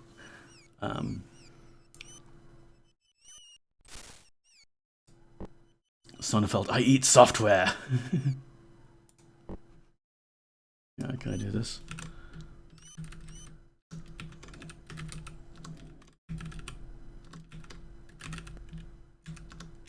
Yeah, there you go. I didn't think you could use class for capture, at least not with X. Well, I mean, it's there. I can do other things with window class. Like I have a keybind that will always open Firefox or take me to Firefox. Or open a terminal or take me to a terminal, depending on whether it's open or not. I just wondered if I could give OBS something similar. That's terrifying. Deconstructed alligators floating around the screen. There we go. Alright, so this is James Neko's patented technique for climbing on top of buildings in Ultima VII. What one does is one slides these chests to the right slightly, and then you do it again, and then one more time, and then finally, and thankfully, because of the weird way gravity works in the game, this is totally fine, and it works, and we can walk up it. And I'm just going to save, because I don't know if this is going to actually work and teleport us somewhere. Or if I've got the wrong building entirely.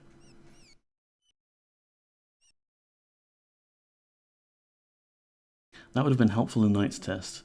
Well, the Knight's Test does have you construct a stairwell. It's just, it makes you do it out of weirdly shaped rocks like these ones, which is not very good, like, for the player to have to do, because you've got weird hitboxes for them all. Stupid rocks. Yeah, right. Okay, I'm not seeing any teleportation happen, unfortunately.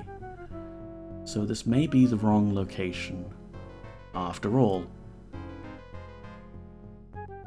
But you know what? What we'll do is we'll leave these crates here, and we'll have a little wander, just in case we find the actual building in question. But I think my plan is, after that, we'll see if we can just sleep for a bit and wake up in the middle of the night and do another seance with Mortegro, because he's cool. And we like doing those seances. Who knows what spirit may be conjured up?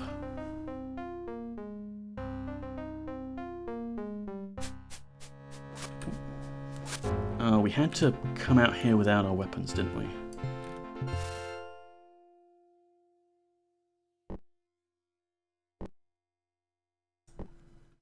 Alright, who... Okay, you two both don't have weapons. You've got a blowgun. Why don't you lend Dupre your other magic sword, and you lend Shimeno this axe? There. Now we won't die for no reason.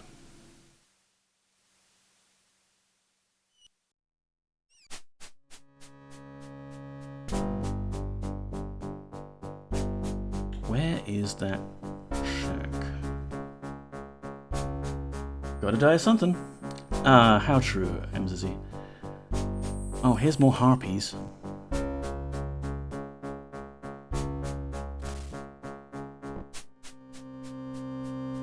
8 gold coins? Sure, I'll take it. Although in this game, it's kind of difficult to die, because anytime you do, these Today's monks fish is trout a la creme. Enjoy your meal. teleport you, resurrect you, and then teleport you back again. Oh, hello, what's this?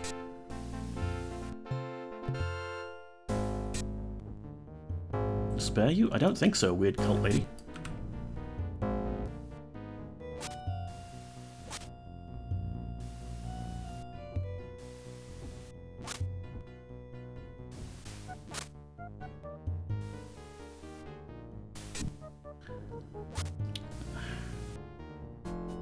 Well, this is quite the Benny Hill chase sequence. Come on, just stab her. One of you has a magic axe and the other one has a blowgun.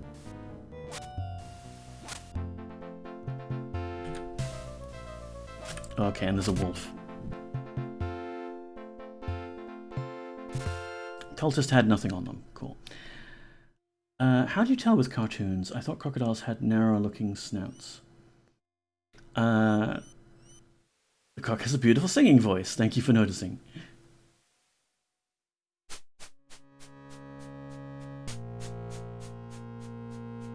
Did the cultist respawn? Yes.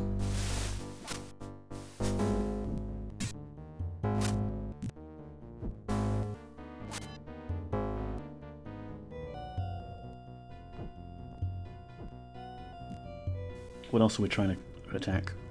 Okay, enough of that. So it seems these cultists may have killed this small child who had lockpicks on him. Nice. Usually I just hover over it and it says croc. Today's fish is anchovy a la selenium. Enjoy your meal. You should still be able to click the emotes actually, Stardrop. I don't know, I haven't used the mobile app in years. But you know, if you click them, it'll show you the origin of them and everything. There's some more invisibility powder, sure. We've got some gold coins, got some monetary, and this kid had a pocket watch. Amazing. But there's also a torture table here. And, yep, cultists have nothing on them. What's on this table? It looks like... Okay, broken wall. We've got drumsticks and a drum. They were torturing this child with music.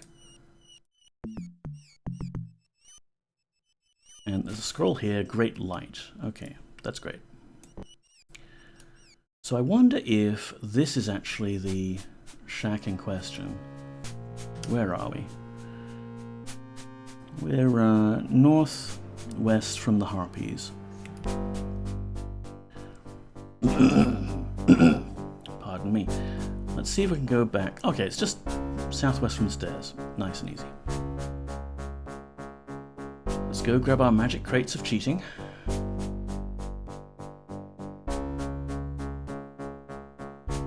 You know, Vasculio's house is not bad. It's a bit of a fixer-upper, you know? Maybe we could live here. Can I hold a crate? Yes. You pray can hold 2 of them. Shimino can hold... Well, he can only hold 1 due to weight, so we may as well do that. 1. Pray can hold 2. The other can hold 1? it's too heavy. How did we get the other one? Was I carrying it?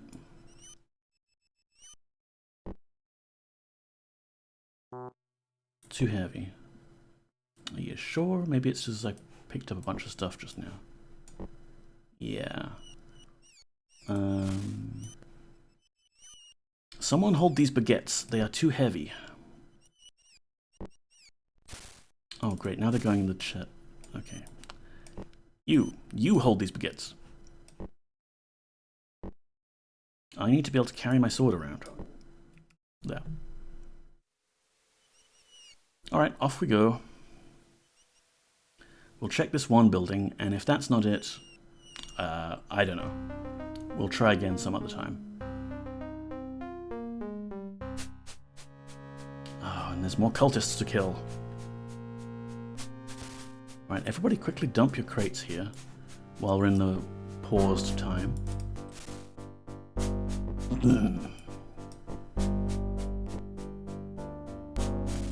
You do not have that, but you could hold that perhaps.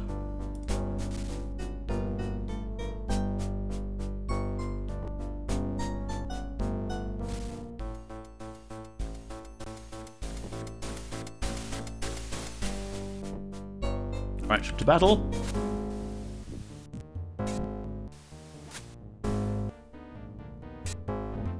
Exciting battle brought to you from behind this tree. Still no loot. Boy is still dead. Okay. Oh, what's with the constant enemy spawns around this area? Let's get up on the roof of this building and see if we can avoid whatever's in the forest that's coming for us. So I'll save. More secrets, maybe?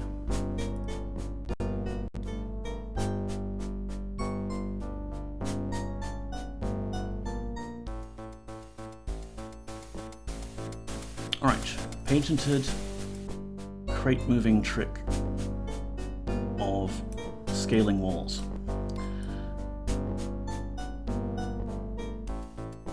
We have exciting, tense combat music to set the scene. And now we can walk up here. Where would it be?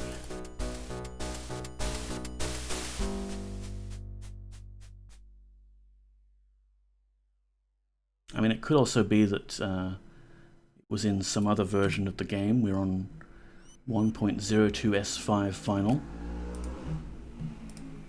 And maybe they took it out, because it's not really supposed to be part of the game. It's more of a secret developer area that was unfinished. Okay. Yep, it's not working. So I shall have to maybe research that more. But in summary, that's the Sleeping Bull Inn there that we left by ship. And that's where we landed. Here's Moonshade. And here's the Monk Isle. And Erstam keeps his stuff there. So this island in the middle here is not actually reachable during the normal course of the game. It's called Cat Island, so you can see why I would be interested. And it's effectively an unfinished area by the looks of it, that the developers were going to include as an area to explore, but then never did get around to finishing. And supposedly there's some teleporters that will take you there, but they're a bit sort of sneakily hidden, much like the dev room from Ultima VII Black Gate. So that's why I built a staircase made out of crates onto the top of this ruined building that was filled with cultists a moment ago. But enough of that, I think. We will revisit that mystery later, and definitely when I've finished the game, we'll take a tour of all of the little sort of areas you can only reach by teleporting.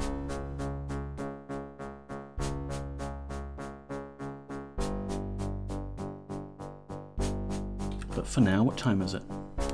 Nearly 8 PM. We could go back to the inn, have a bit of a nap, re-equip our stuff, and have a seance. James, got to go and love you, leave you. I'm exhausted and it's almost my bedtime. Also, I don't think this has ever happened before while you stream, so I hope you have a good rest of the stream. No worries, Empress Bell. Thank you so much for being here. I really do appreciate it. Go get your sleep. Good night, James, Poppy, and chat. Yes, good night, Empress. I'm only going a bit longer because I don't have to work tomorrow. And it's a bit of a novelty, really. But I think I will be winding up in a little while. But yeah, you go sleep. Thank you for being here.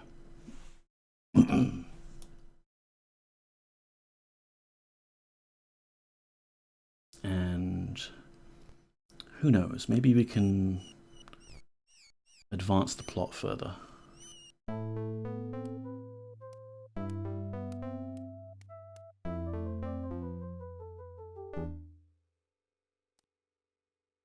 So, I'm amazed. I actually missed Q&A tonight. Worth it, though. Oh, well, I'm sure you can catch the VOD of Q&A. Yeah, that's how that works. I appreciate you being here, though. So, who have we got to re-equip?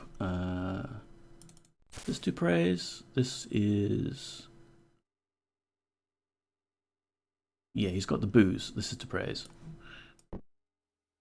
And we've got that magic sword, but that's not actually needed right now. We just stole it for the sake of having magical shiny things.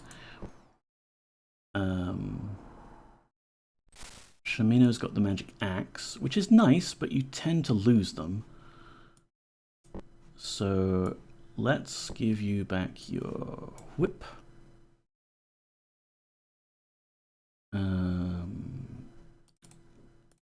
You know what, I'll leave the bedroll for now, because I'm not needing it while we have an actual bed.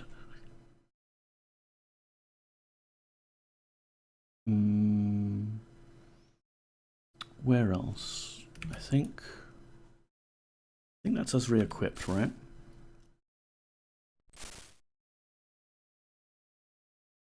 Let's see. Stuff. Money. Stuff. Money.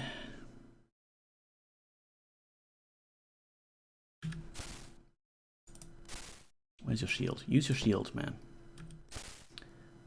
You don't have a shield, but you're usually our torch guy, so that's fine. Don't store the bread. Look, Ayolo, don't store the bread next to the dirty diaper, please. You do have... Yeah, you've got bags for this stuff. Actually seem to be running a little low on food, so why don't we restock? Have some cheese, have some wine.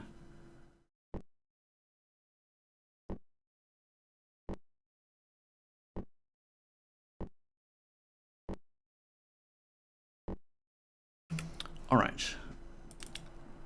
We nap and then have a seance in the middle of the night. I think, yeah, if it was 4, then we could awaken just after midnight. The witching hour. Arise, Poggers, 'tis time to continue the quest. I assume everyone is starving, yeah? Okay. Feed, feed, feed, feed. Sorted.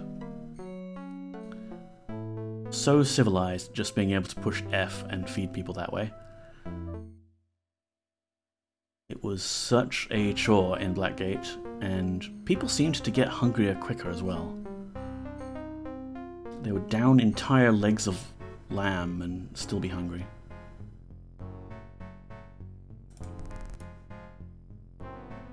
Press F to feed respect, exactly. So, Mortegro, would you like to do another seance? Hello once again, Poggers. Can we do a seance? It's time for the seance to begin. I have already prepared all of the elaborate reagents and incantations necessary to open my mind.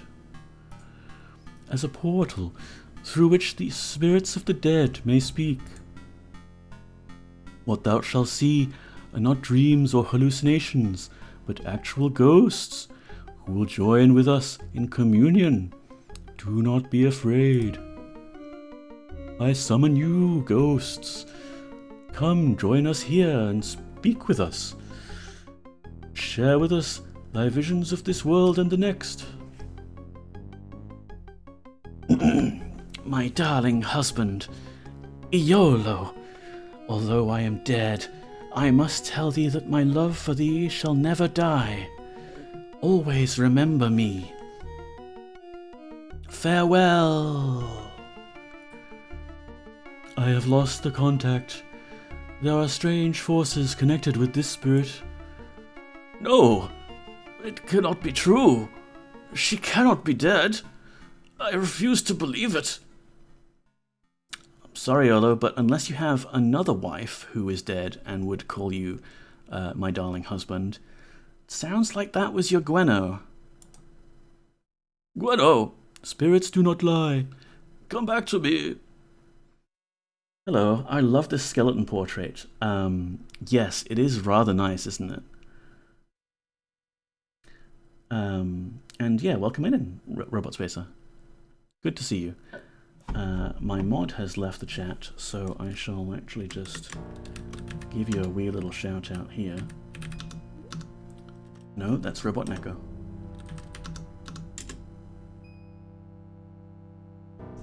So Robot Spacer has been doing some game development in like classic macOS fashion, and it's really fun to look at.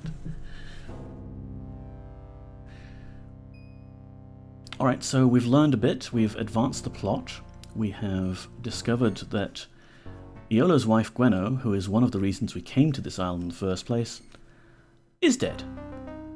Maybe we could have done a seance back on Britannia and saved us this whole trip. But that's neither here nor there.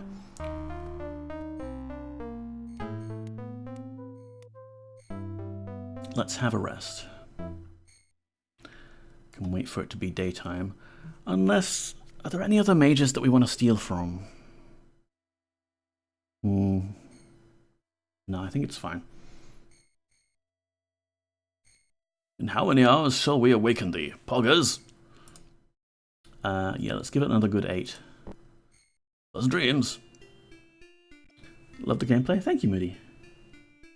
Arise, Poggers. It is time to continue the quest.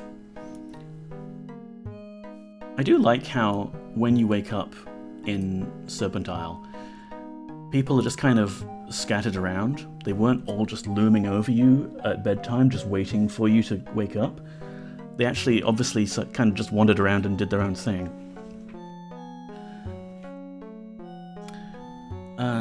So I kind of want to save here and call it a day, because my throat is telling me that we've done a few too many funny voices.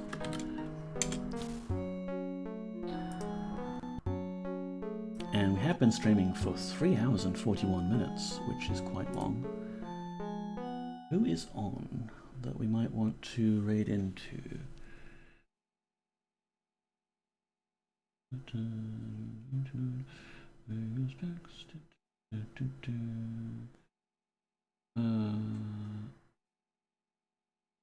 I think...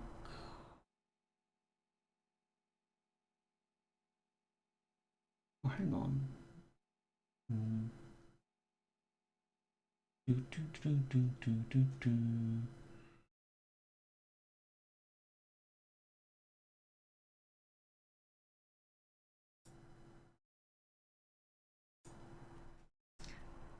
Yes, you know what?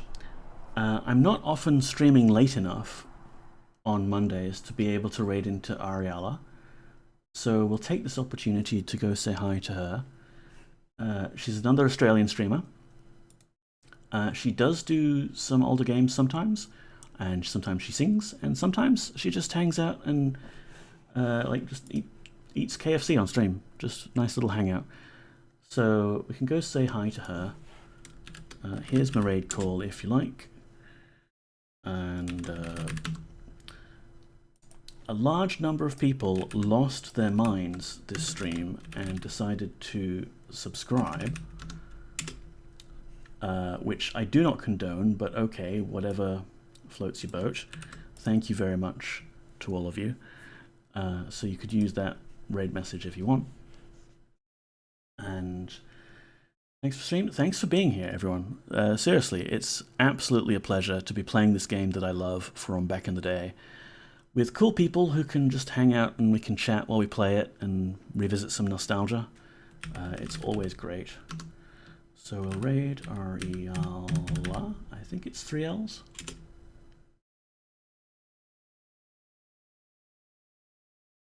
Yeah, it's 3 L's. Awesome. Got it right. And Twitch has been being a bit weird sometimes, so if you don't get pulled along with the raid,